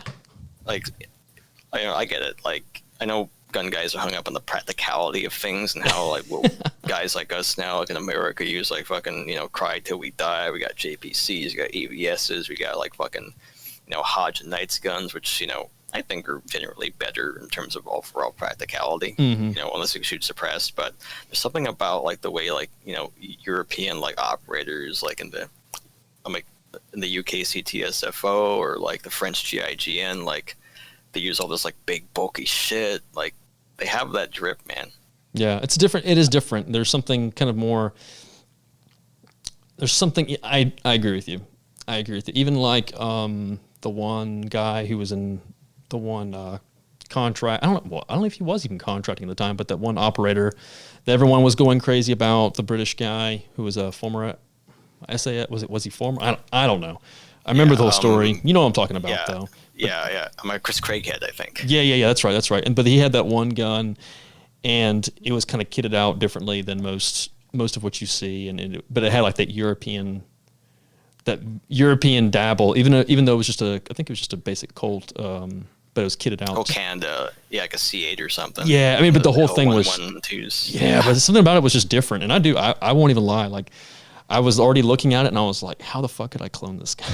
I know. Like, that's what sucks. Because I think the one clone gun I would like would be like a Colt Canada Yep. short barrel, like C8 that like Same. SAS dudes used like when GWAT broke out. Yep. Like with the old like Knights handguard on there, like the special one that Knights made for like the C8s, I think. Oh, man. It kills me, too. The weird Colt Canada parts that they do, they're actually different from like the Colt America parts. So, like, after like Colt bought the Mako, right, and they do things a bit differently up there with some of the small parts. So that's a real like kind of rabbit hole I don't want to go down, because not only are they hard to get parts, or even harder to get than like regular clone parts in America. Like like you want like a fucking Vero Beach marked like a Knights RAS, like.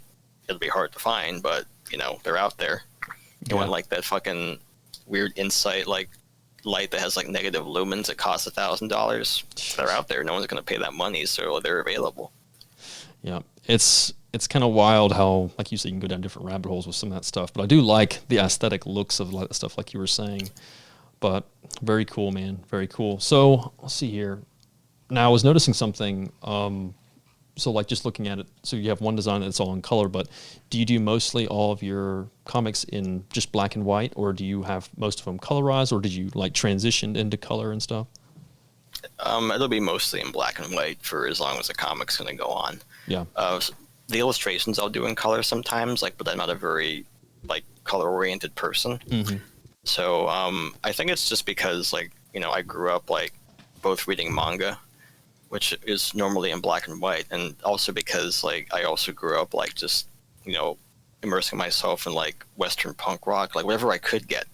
Yeah. So like seeing these black and white photos of like those posters like that they had like for punk shows, like the old Black Flag ones, like that I think like Raymond Pettibon did, where it's just like he makes like this weird like drawing and he photocopies that shit and posts it like in every fucking like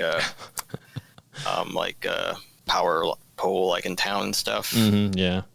And oddly enough, like it's also because like I really admire like old, like photographers. Like I think a big influence for me was like Anton Corbijn, who did like the photos for like U2 and like Joy Division. And just the way like he gets that like these guys get their contrast for their photos, like, and how kind of clean and how they're so still very expressive, like really kind of like it really speaks to me as an artist. Well, and I was gonna say like, so I 100% agree. Even though a lot of my stuff right now, because most of it's more like not cartoonish, but it's like drawings, but it's not like more. It's not based off of real people, right? I don't want to say real people. You know what I'm trying to say? Like, it's not an actual character drawing. Mostly, it's like a design, or it's like based off an animal or something like that. Yeah, the rooster. Right. Exactly. Yeah. So, that being said, though, I can add color to that sometimes, and shading or whatever. It can be frustrating or shadowing and stuff. But for some reason, for me, sometimes like just a pure black and white image, like you said, just speaks more, and it just has more. Even though there's not as much, there's not as much color, but having like those different shades and doing like gradients in a black and white, and just having that. Sometimes honestly, I just feel like that just. I can't believe I'm gonna say this word. It just hits a little different, It just it just has like this different feel. Like it has this more, I don't say powerful feel, but I also feel like you can just fuck up more when you're using color. So like when you start putting in colors, and then it's just like, so one problem I have with me is like I can just never decide on some of the colors and stuff, like the colorways. Like it just always comes out frustrating, or just not as good as I'd wanted it to. And then at the end of the day, it's like I look at the black and white image beforehand. It's like, oh man, it looks so good right here. I should just left it. Yeah, so, I mean, it's almost like having like your own brand as a limitation, where like you kind of like find what you're made of, like when you have to work like inside a box. Yeah. You gotta find a way out of that box somehow. So like I think having that limitation, like of not only like making things in just like the Battle Secretary like name and brand, but also like within the confines of like black and white. I always thought it was like a great challenge, because like you really push as much expression as you can, like from you only being limited like to how many like shades of black, white, and gray there are in the grayscale. Right. And on top of that, like something that I've always appreciated is then it gives the reader or whoever's, browsing through, like it gives them almost like an element, because then they're able to imagine what color it is or what they would think. At least that's how I visualize things. Like it's kind of weird. I'm going to use like a weird example of that, but it's kind of like reading the Harry Potter books, right? Like I remember reading the Harry Potter books, and I had exactly in my mind exactly what I'd picture the characters look like. And then when I saw the movie, I think that was my biggest thing, especially like that's why I think I like the first movie so much.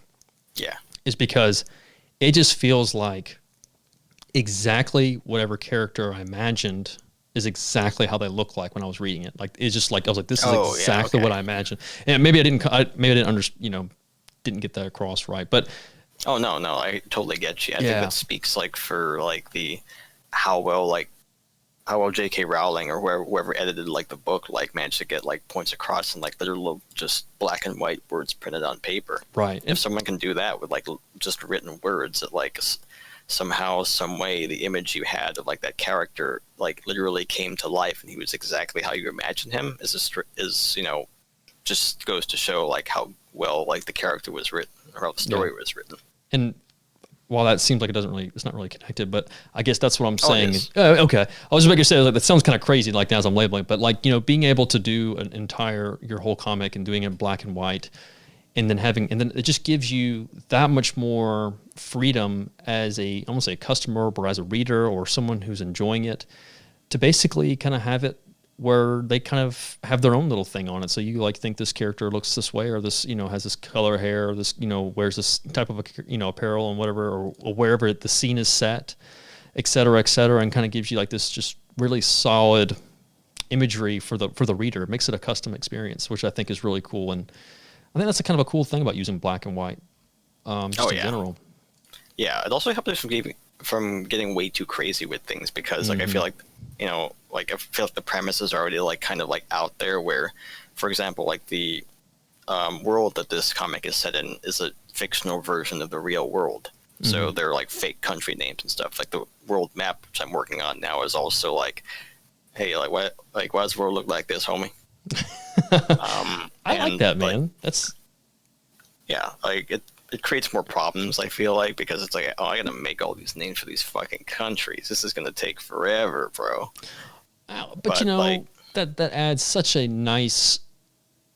I like stuff like I would rather be invested into something like that, even if whoever did it like kind of like messed up on something, like, oh, wasn't this like supposed to be such and such in the book, something like that. I like little aspects like that. Like I think that's just, again, that just shows like just how much passion you have behind it and what you're doing, and how you're creating it, because then it's just it's just more. And it does add that element, and I think it's why stories like Harry Potter or like Lord of the Rings, like, or Star Wars keep bringing people back. It's just like more to discover into those layers, like even after you've read all the books and seen all the movies.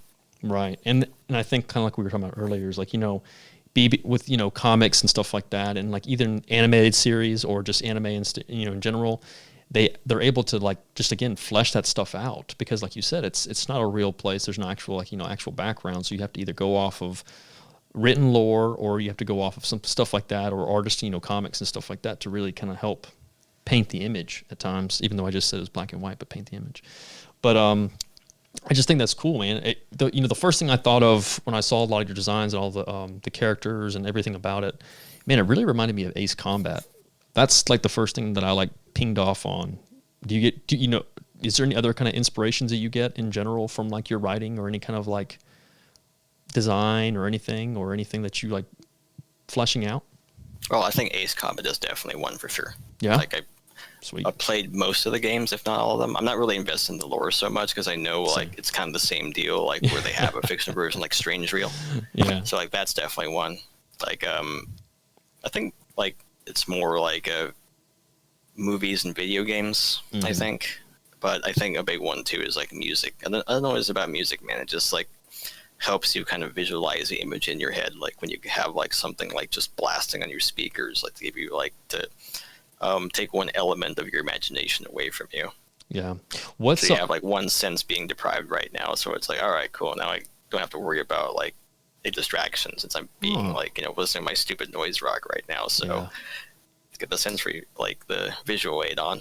That's pretty cool. I never even thought of it like that, but yeah, that's true. I mean, I had never really even put it in that kind of perspective. Speaking of like sound and stuff like that, so do you in your head, do you have a way that each character sounds? Like, do you kind of have an idea of what they sound like? This is just me being curious. Does it like? Do you have an idea what they sound like? Like their voices? Yeah. Yeah. I'd say so. Like, it's hard for me to describe. Like the main character Kelly, like she's like definitely like still very like hardy and womanly, but also like tired as fuck. Yeah. Like you imagine like how somebody who's like lived like their life just fighting wars like would be. It's like they're trying to keep appearances because like you're kind of trying to imitate a normal person right now, but at the same time it's like, dude, I've seen some shit, so yeah, I'm just trying to do my job, just trying to keep it together. I mean, I would say you don't even have to like say, but it was just more or less me. Like I know that at times when I go through something or I read something without like a reference material, like a movie or whatever, or a cartoon or whatever, it's just kind of like you just kind of create an identity for the person. So I assumed with you having invested this much time and effort in building this whole fleshed out, I would be remiss if you didn't have a voice for it. Honestly, like you didn't have an idea of what they sound like. Yeah, like that's always been the hardest part because like the end goal for all this is to like have an animated series created for them. I don't know if it'll happen or not. Like really cool. I hope to God it does, but like that's the kind of things that keeps things fresh. Like we just imagine like these characters in these different scenarios. It's one thing that like to have them like to be able to portray them artistically, doing the things like you want them to do. But when you have so many more ideas of what you want them to do, it's like all you can do is really imagine. So yeah, like I have given like thought to what the characters would sound like. It's just so hard to pin like a voice down. It's like, damn, should Tom Cruise like voice this motherfucker? Like I don't know. Like that's fucking hilarious, dude. But it's such a again, like it just like having the vision in your head, like and having it, and then having those aspirations too. Because like I mean, again, that just adds more and more depth to the whole thing. Because now it's like, well, hey, what's up, buddy? Being able to do all this stuff and not even having like a full identity of the whole world and stuff like that and the area and the characters and stuff, and being able to change directions, and then you add the twist that you can make an animated series, and that at least gives you some time. And there's already writing material already out, even if it's like little 2-minute shorts. I mean, it's still really cool though. I mean, like it's just honestly, it's impressive, man. I mean, it's pretty wild. I think that's what burned me out of like kind of like being in the animation industry for as short as I did. Like I think generally the standard is like for 1 second of animation, the standard has been like 24 drawings like for a single second. Oh shit. So just imagine like making like something that's something that's like just like 2 minutes long, right? Like that's a lot of drawings. Yeah, that is, dude. I know there's been some like, I'm trying to think of it. It was something I saw recently, not too long ago. I think it was a Batman animated series, but the way they had it like chopped up, it was basically where it was like very almost slow animation of drawing. So like even though it was like a scene and stuff like that, it would have like the voice lines and everything pinged up, but it would be like the same image, like a sliding across or like a zoom in, and so that way they were able to use like 5 to 7 seconds of one image for like a scene and stuff like that. And then like when it would change and transition, they could have like a different angle and stuff like that, and it would change the image. But like something like that was pretty cool, I thought, and that way you can, not having to, I'm sure you already know that, but that was just something that like I've seen that happen before too. So even though you don't have to have like an actual like live time animated series, it's, there's just options out there, I guess. Yeah, and that's honestly like been the strength of like, drawn media like that, whether it's like a comic or an animation. Mm-hmm. It's you have so many less limitations like for what you want to be portraying. So if you want like to draw the craziest fucking shit, like you're not really like kind of bound like to what a set designer or now with CG it's even more possible, but like it's always kind of been that like animation and comics have it like such a lower barrier for entry. Yeah. For animation, like not so much so anymore, like if it's hand drawn, but like for comics especially, like you can do whatever the hell you want. Yeah, it can be the most out there fucking shit, like some guy in like fucking red pajamas like flying around with a cape or whatever. Or like like a guy who calls himself Batman or whatever, like fighting crime. Or even like just psychedelic shit like Mobius, for example, like that really awesome French artist like who comes up with like the most otherworldly kind of, what they call it, like cyberpunk, like really colorful shit. Yeah. I think he's been like there's like an Instagram page like sci-fi art or something like that, and I think I've seen something like that there before, or seen one of his pieces. It sounds familiar, I can't ping it off the top of my head, but that's really cool, man. So I mean, there's like one time we're kind of almost running out of time, but something I did want to touch on a little bit was like, time and effort put into stuff, and obviously having a side gig and two side gigs to a day job. Obviously, you start finding out how much time in the day there isn't, not that there is. Yeah. And so like, for me, especially, and I'm always saying this because just to relate, and because you'd already told me, previously, it was just, a couple hours of sleep is kind of what you can run on, just because, you just got shit to do. So how is that, as you called it in our text message, in our messaging, that artist life, which I just love. I love that because it's true, because, sometimes just that's what it takes to really get some stuff done. But how is that? Like, what is that week like for you? Geez, it's like,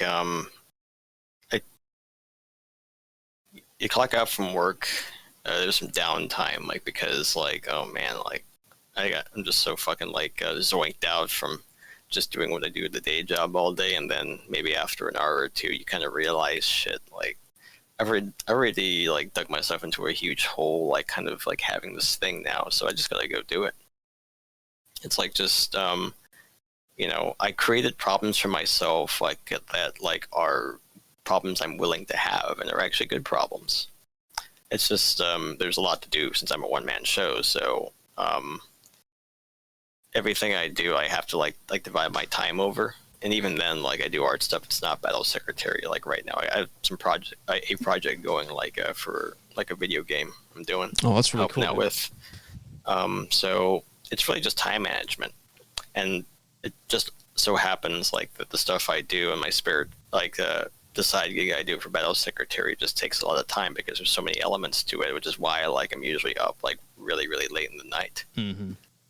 Like just having all these problems I've created for myself that like I know for a fact that they're problems I'm willing to have, and making as much time as I can for them, and that time usually cuts into my sleep time. Yep. And the other reason too I'm up late at night too is because like I talk to people in different time zones. Like the one guy I have like do the 3D assets for the comic is actually in the Philippines. Oh wow. So being up late at night also means I have to like oh, he's gonna be up soon, I better catch him like before he starts like working his job, which luckily is also in the game industry, a separate project. So as much as I'd like to be playing video games like as often as I would like to be, I can't. Yeah, and I was going to say, that's kind of like, the one thing I find that I wish I could dedicate more time, but I just find myself that, like you were saying, it's just, man, there's just so much to do and so little time, and then different timelines, different schedules, different parts of, I can say I'm not as widespread as you are, but I know, like, in different time zones and stuff, but I know with dealing with people on the West Coast, East Coast, Midwest, it's just a lot, it's just planning and then phasing and then just putting stuff together, whether it's design or even just podcasts. Man, it's just just takes forever, and it's just one of those things. But like you said, you gotta find time of the day somewhere in order to get it accomplished, and generally that's where it comes in. It cuts into sleep. Oh yeah. How many people have you had like on the East Coast on your show compared to the West Coast? Ooh, You got to put a rough number out there because I actually was kind of curious. If I was to, damn, dude, that's a good question, because I know recently I've had a lot more East Coast people on recently, but I would say if I was to spitball it, I would say 2/3 West Coast to 1/3 East Coast. Oh damn! If I was a betting man. West Coast till I die, baby. Yeah, boy. I'd have to go back and look. I could be wrong. I mean, I don't know. I'd have to look over, because I've had some decent amount of East. Maybe it's closer than I think. It probably is. I mean, it's kind of these guys like who have a presence in Instagram. Like, it's normally easy to find out where they're from. Yep. Sorry, Amazon was delivering something. I heard them pull up, and all the dogs went crazy. I was trying to block it before. What'd you get? I got another memory card for new camera, and then I also got, dude, I don't think it's gonna work like I'm thinking it's going to work, but I'm gonna try it out. It's actually like this little scanning item that like works in conjunction with my website, and I want to see if I can actually get it to work where I can like scan orders as I'm packing them and stuff like that. Oh, so it tells you shipping software that like an item's getting like shipped out or something? Mm-hmm. Yeah. So it like works in collaboration between the website and also the actual shipping, because I use ShipStation for actual shipping and stuff like that. So I was ShipStation gang. Yeah. But I'm thinking that I can work it in conjunction with the website, and so that way I can kind of like collaborate between those two and kind of make it to where it works a little more efficiently. But I was like, fuck it, you know what? Let's see if it works, because I've been using like my phone, and it's just can be kind of cumbersome at times, like to scan individually with the phone, and just doesn't work as well. If I just had like an actual scanner, I could just press a button and it would just bop it in. Okay. I mean, if you're shop, do you use like Shopify, or do you use something else? I actually use Squarespace for mine. So for Squarespace, because it's got the whole website thing too. Right. And I use that only because my content isn't. If it was just an e-commerce store, which it kind of basically is, I guess. I'm technically more commerce on the website than I am on like material and stuff like that. But because it is supposed to be, centralized around like a kind of a multi-platform kind of thing between like a podcast, merchandising and stuff like. Because I have some other stuff that I'm working on now to incorporate as well, to kind of keep on brandifying that whole thing. I need something kind of like a Squarespace to be there. And it's been well. It's been pretty well. It works in, like I said, they work. Sometimes it's kind of frustrating, like things I want to get done or want to do, I can't do it on Squarespace. I think I could technically do it if I learned how to do some like the coding and stuff like that. I could probably do it. Or if I went to like some of the other websites that you can build that off of exactly how you'd want it, or pay someone to, and then but the site still communicates with ShipStation though. Yeah, right? yeah. It communicates directly with it. But that's good. Yeah, it is pretty sweet. It's pretty savvy, and I'm definitely. I think I've tried a bunch of them, and so far I think ShipStation is, even if it is a tad bit more pricey, I think it's the best one. But I had the sampling of it because it's like what I use at work every day, and like I never thought I'd be like a huge like fucking nerd for like logistics like in my life, but I'm like, man, like the new Uline catalogs and like jeez, dude. And maybe my boss Jack's like will like just be like huge nerds for the Uline stuff sometimes. Oh, never man. thought it'd come to that. So like I got to thinking about like making a new website too. But I Yeah. decided to go like the fucking like fartsy route. So I'm talking like to a web developer right now to make a new website, but it's going to be like this very strange thing. Like, so we'll see if it actually gets made. It will get made by the end of the year, but it'll be like something that's like will make my life even harder. That's like me, dude. Like, I keep finding myself in new hobbies or new things that and basically just dump money in because, generally if I like it enough and I like it after a certain amount of time, then I realize, okay, well, I'm willing to go gung ho on it and just, really invest into whatever I'm doing just to not waste time. I guess that makes sense. Yeah, but it's like even harder because like there's a way to justify like spending for ShipStation because like you can use work to justify it. Mm-hmm. Yeah, and you're 100% right. I guess that's just me in general, but yeah, ShipStation. I think for like everything that I've done, it just fits the bill for so much, and it does simplify it. I think other than like one or two times where it was mostly my error on things where something didn't, or it was Squarespace's error where something wasn't translated correctly and it messed something up. But for the most part, ShipStation's kind of hard to beat, honestly. Yeah, I can't think of another like program that does like all that stuff. Like it notifies customers when it's shipping. Mm-hmm. Like you get all the metrics too, which is fucking cool. Which like most e-commerce sites like will do too, but not like the degree ShipStation does. Which I guess is why it's so like for the average guy expensive to get into. Right. Yeah, and I think the only thing that comes even moderately close maybe I guess Hippo or Shippo, whatever. Maybe. I have to look into that one. I don't like it nearly as much. I tried it and I was just like eye-rollingly frustrated. No, I won't say frustrated, but I was like, I could be doing this a lot easier if I was just on ShipStation still. Like I tried both of them out at the same time and like I just moved over. Like, I had ShipStation set up and I moved everything to push to Shippo and I was like, no, this isn't it. I don't like it. Just going back. Yep, I'm just going back, canceling this out. But it's whatever. So we'll kind of wrap everything up. We're pushing up. I feel like we've been talking for like a long time. We've actually spent almost 2.5 hours. So we've been kind of going rambling. Just tangents. Yeah, just tangents, rambling, industry stuff. But so one thing that I'm going to end up approaching you about later on when it's more fleshed out. But something that I really liked was the collaboration. I don't know if it's necessarily a collaboration, but the thing that you did with FDE. Oh my FDE god, Pro. yeah. What a cool thing, man. And he is there. Well, I didn't realize it's actually it's two brothers, right? Am I correct on that? Yeah. Like Phil and like Roberto, I think. Mm-hmm. Well, first of all, no, I'm sorry, like Phil and Jerry, because I think Roberto's her last name. Gotcha. Okay, I was about to say it's somewhere on there. Because I was in contact with them, but just what the thing that they're doing and their branding, and man, I loved what they had done, and I am depressed that I missed out on their first couple of series that they released. Their first, I think they have 2 prior ones, right? Or no, they have more. 3, I think, because I was in volume 4. Okay, so 3 prior ones. I've missed out on the first 3, I believe, but I did get to the 4th one, and obviously you were kind of like front line and center in that, man. Like you were really detailed on that, and it was really, really cool to see you have your piece in there, and like, man, they did such a killer job.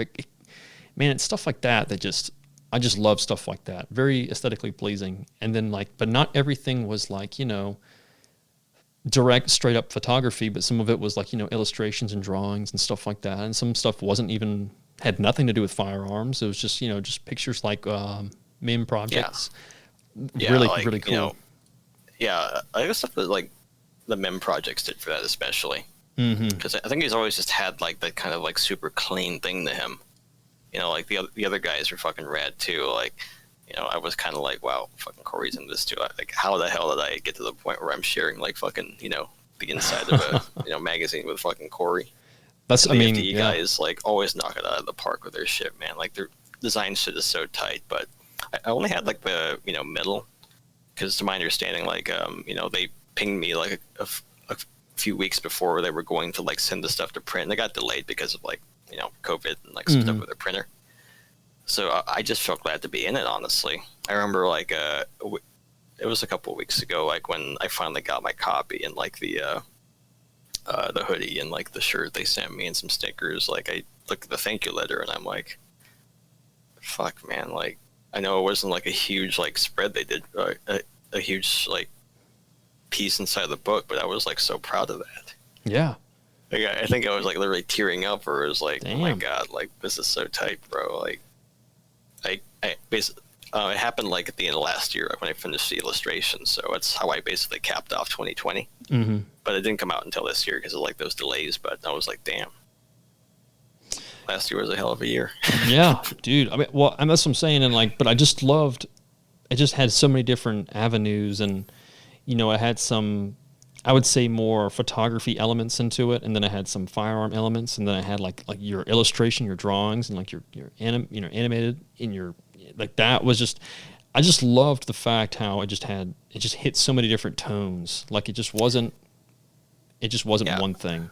You know, I think when you put it that way, I feel like it's kind of a culmination of like where my life kind of ended up, like where this like, kind of crossing between like, you know, the gun stuff, like I obviously love so much. I've been in it for a while. Like, you know, my kind of anime art style that I've always done growing up, and when I was also like kind of in my formative years too, like being into skateboarding and like punk rock too, like there was a bit of that there because I knew like kind of going in, that's kind of like what, you know, Corey and the FDE group guys like all are kind of into, and or how they portray their stuff, like because you know I'm so like lost for words like at how like kind of like weird that was for me and how awesome it was. So Yeah. I just feel like it was like an accurate like kind of like summit for me, where everything like I've done to this point just came together like that one illustration. Like, and it was in the middle of the book. Like it was like later on towards the end, it was like 4 pages. Mm-hmm. But you know, I was just like so happy that I was a part of that. They really hope they have me on for volume 5 because like I got more ideas, you know. Yeah, absolutely. And that's, again, it's just like, it's one of those things, man. It's just crazy jealous of that whole idea and stuff like that. And, you know, I'm trying to think of, you know, Privateer Group has had like their that has more like blog, I'm gonna say blog entries, but like kind of has like more, you know, written notes and entries and stuff like that from people. That's what people want and stuff. But I like the FDE one the most because one, it's definitely more focused on the content. I guess like the media, I guess is a better way of putting it, like the media aspect of it. And yeah, because the Ford magazines have like a lot more like written articles, and that, right. But you know, let's be honest. You know, most people are in for pictures as well. Well, I don't know. At least that's what always the mantra has been when I was growing up. Was like, oh, everyone's just going for the pictures and stuff like that. And damn, dude, I'll be honest. That's kind of like what I would do. I would peruse through, and man, it'd be really cool. That's like something that I've been trying to figure out how to you know, create that niche and do something along those lines, because I would love to get involved in something like either get involved with something like that or do something like that, just where it just comes from different backgrounds and different people. And again, that's just something that those guys have been able to just nail. I think it's generally like I think because people are like a more visual people. That's why Instagram is so popular. If you can like, you're able to condense your idea down into like the simplest like way possible in a way that will make somebody scroll immediately, like when they're browsing through Instagram feed. Like that just like allows you to like just take advantage of like how short someone's attention span is. But I think the fact that like people are willing to spend money on like an FDE Group magazine or a Ford magazine, like I think goes to show that I think people like want more out of this than just like being something they scroll past, which is also why like it gave me definitely like pushed me over the edge, like to finally like get my shit together to make a print copy of my comic. Yeah. Like I've been getting the content together for a while. Like I'm like not just the pages, which are a little fucked up, so I have to like actually take a lot of time to reorganize them and like reformat them for print. But also like it just sort of like I'm really getting a kick in the ass, like to want like to do more print stuff. If nothing else, like to give the reader like something tangible because if you don't hold it, you don't own it. Yeah. And I'm right there with you, man. And I don't know if it's something that I didn't realize that I wanted until more recently. But it's just like one of those things where it's just kind of like I like having pieces like that to reference instead of having to like go find it, search it, get on the website or whatever, or go on the page. Something about, like you said, having it in hand, like physically, just something to just look at visually and just see.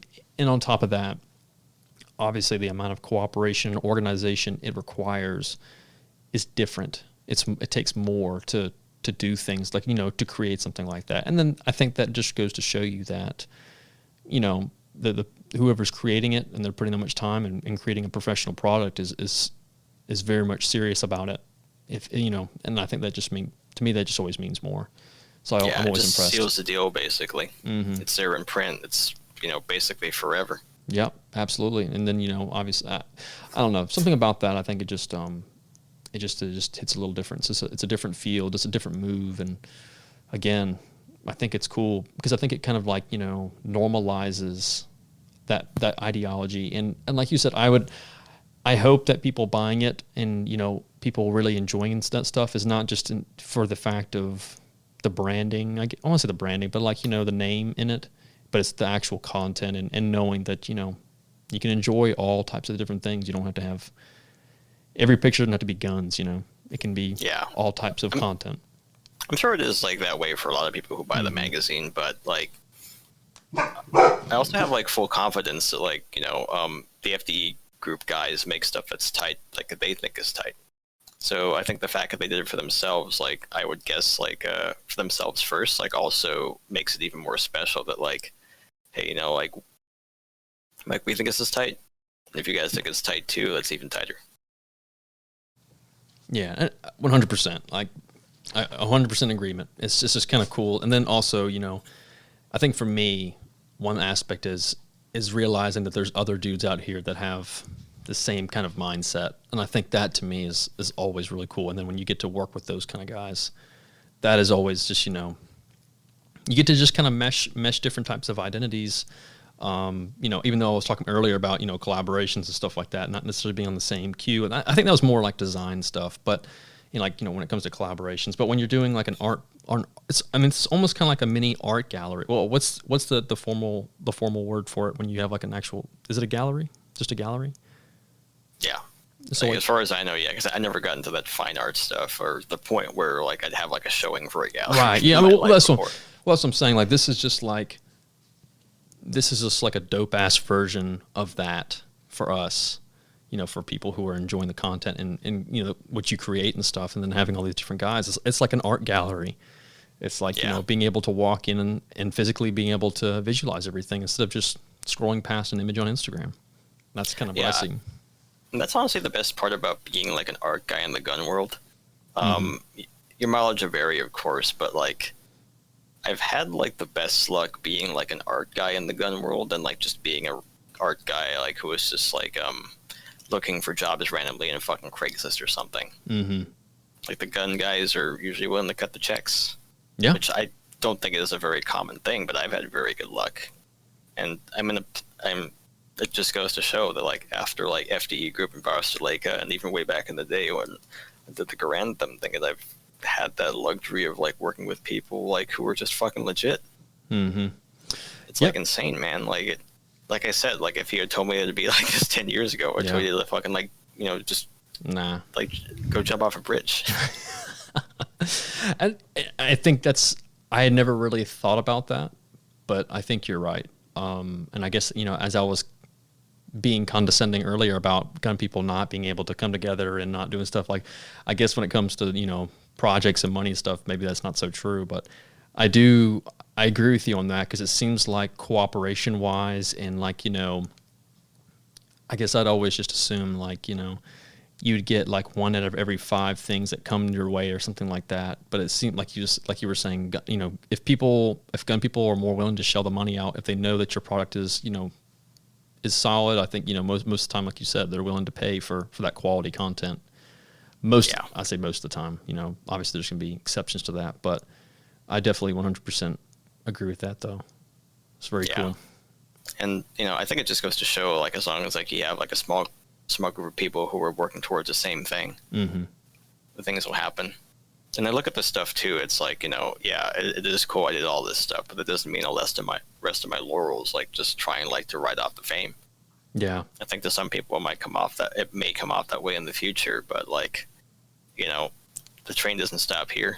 It'll just keep going. Yeah, no, and I think that is 100%, because sometimes I kind of have to tell myself that I don't have to cap or limit myself to something. I can do whatever I want. It's like you said, the freedom of your place is you're able to create and do whatever you want and make it your own, because it's your brand, your everything. And that's the cool thing about creating content and stuff like that, is you're able to produce whatever you want. You don't have to stop the buck one place or the other. It's always cool. And you should never cap yourself either, creatively. Yeah. I think it's the biggest takeaway. Like it's always better like to be like a producer than a consumer. Mm-hmm. Obviously, I'm not going to stop consuming media because like I like all the tight shit that comes out. But when you get to a point where you can use your skills to make something for yourself, that's like the biggest win. Yeah, I mean, and honestly, I mean that's now like you were saying, there's a lot of stuff that I've purchased. It's because I legit 100% love what I purchased. Like that's something I want, and at the same time, it's always cool seeing what they did create and produce. And then, you get a lot of inspiration. And like I said, those creative, God, I hate saying the word juices for some reason. Creative juices. Creative like the Red Bull juice, man. Yeah, boy. But it just gets it going, and it just kind of gets you brainstorming on things that you want to do, or maybe a project that you should take on and stuff.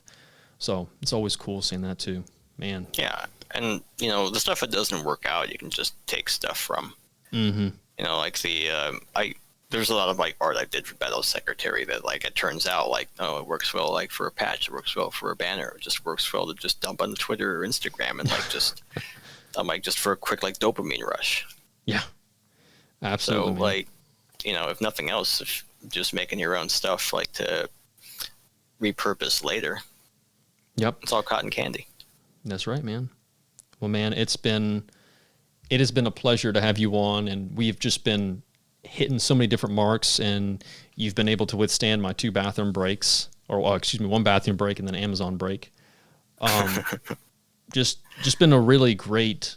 This has been a really good podcast episode, and we've been able to really, I feel like, mesh and just hit kind of different avenues and stuff without having to just talk about nothing but guns and everything, but just really just discussing all types of like that creative element that you bring to the table and how you approach things. It's been all about the artist life, man. It's all about that artist life, that 4 or 5 hours of sleep life.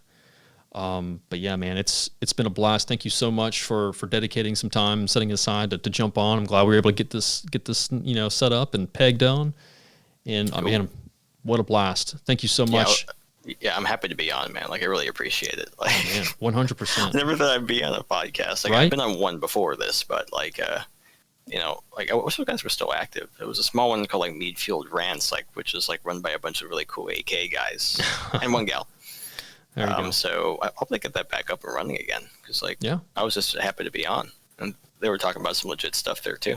Yeah, well, stuff like this is like discussion that I enjoy, because it kind of we get to talk about your brand a little bit, but I've started, as people are listening, it started kind of like moving to a different direction on the podcasts. And, I feel like, one, I like doing them in person better, just because you're able to like really go off of like, someone writing directly across from you. But when you have people who are passionate and then have similar mentalities, and I think you and I do, even though, we have different avenues and stuff like that, but we have the same mindset. It's easy to do stuff like this because we just relate on things, and it's easy to talk and discuss. Oh yeah, for sure. Like I do enjoy like doing it by voice too, because like it's one thing to type. It's like you were saying before, like when we were offline, where you can't really like tell what someone really means if they type sometimes, unless you're really savvy, like to how sarcastic someone can be on the internet. Yeah, that's a whole other game. Oh man, hole. It is, dude. It is, but stuff like that is it's such a great avenue, and I'm really looking forward to see what all you're able to bring to the table, man. And I'm actually gonna go find my FDE book and go look and check it out again, but and just kind of go through it again, because I went through it like twice, and then I was like, I'm gonna go through it a third time and just check it out and really absorb some of the stuff. But Man, what a great episode. This has been a lot of fun again. But let's see, how can they find you, man? Where are you on Instagram? Where are your comics located? What's the best way to follow your stuff? The main hub is really Instagram, and from there, there's a link tree to everything that's relevant to Battle Secretary. Perfect.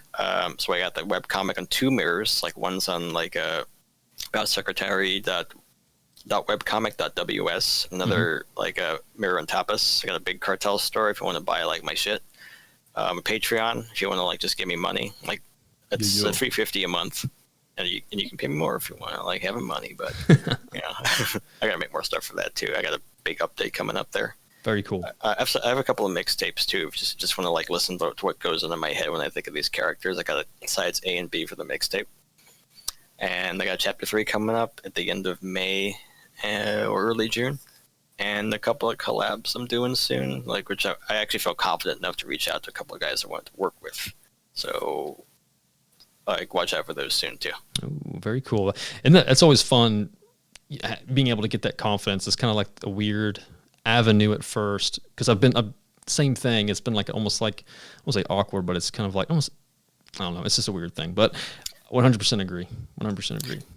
Yeah, like I try and be humble, but I have to also realize that like I'm no longer a spectator in this. Like I think it goes for both of us. Like we're no longer spectators. Like we're in the game now. Yeah, we have to kind of, you have to keep things fresh as always and keep you motivated. And well, we've already talked about all the creativity part, but 100% agree, man. So Instagram is at Battle Secretary, just as it is typed out, and I'll have it linked up in the post and of course on the podcast page. So check that out. Check his stuff out. Go buy some merch. Go buy some stuff, and check out the comics. I will be doing that. My goal is to have everything read by next Friday. Oh, it's also not that long. It's like 150 pages or something so far. Perfect. Maybe even sooner. It's mostly just making sure that I actually finish the stuff that I'm supposed to have finished already. It's finished already. Like I said, it's all good if you don't, man. Like it ain't much in the grand scheme of things. So and there has to be more for someone to binge it. Nah, man. Like I said, this is stuff that I love doing. I love supporting. I love getting into it. And then if it's something that kind of piques that interest, maybe that's maybe reading yours is what changes the mindset. So hey, man, that's what I'm down for. 100%. Can't knock it till you try it. So all right, cool. Very cool. But all right, that'll be episode 32. Thank you again, and tune in for the next episode. Peace.